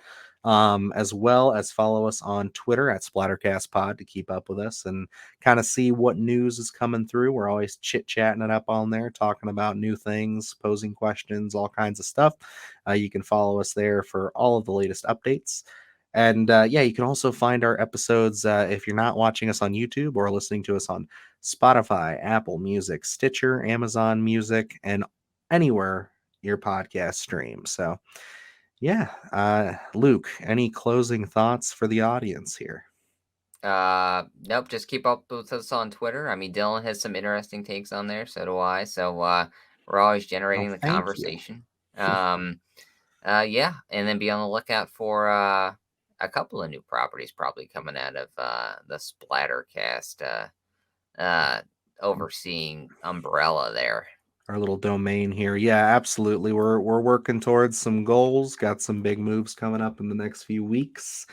And yeah, we're about to be sitting down for a big meeting here talking about that 1 month out of the year that all horror fans get to go crazy for 31 days. So, Oh man, we we're gonna have thrive. lots of content for that coming down the pipeline for you guys. So I hope you enjoy it. Again, if you're new here, if you've just checked out a couple episodes, please hit that subscribe button for us just to keep up with us. We are on pace to hopefully hit 50 subs by the end of the month here. Fingers That is crossed. our goal. So we are here. That would really be awesome. And just I mean the fact that we're at 43 and we've only been doing this for about 3 months is pretty awesome to me. I always appreciate that. It definitely motivates us and keeps us going. And I just hope you guys are enjoying the content. So as always, if you have any comments, questions, concerns, feel free to address them on Twitter and or hit us down below here in the comments section. Anything you guys think we could be doing better or think we could be doing more of, we are open to criticism. But if you just want to talk Spawn or any other horror properties, franchises, hell, even some superhero franchises, feel free to drop it down there. We would love to keep up with the conversation. And if you go look through the channel, you can also find a couple of recent reviews on there as well. But yeah, guys, I guess that really does about wrap us up here. So until next time, I'm Dylan Newell. And I'm Luke Janesco. And remember, we all go a little mad sometimes.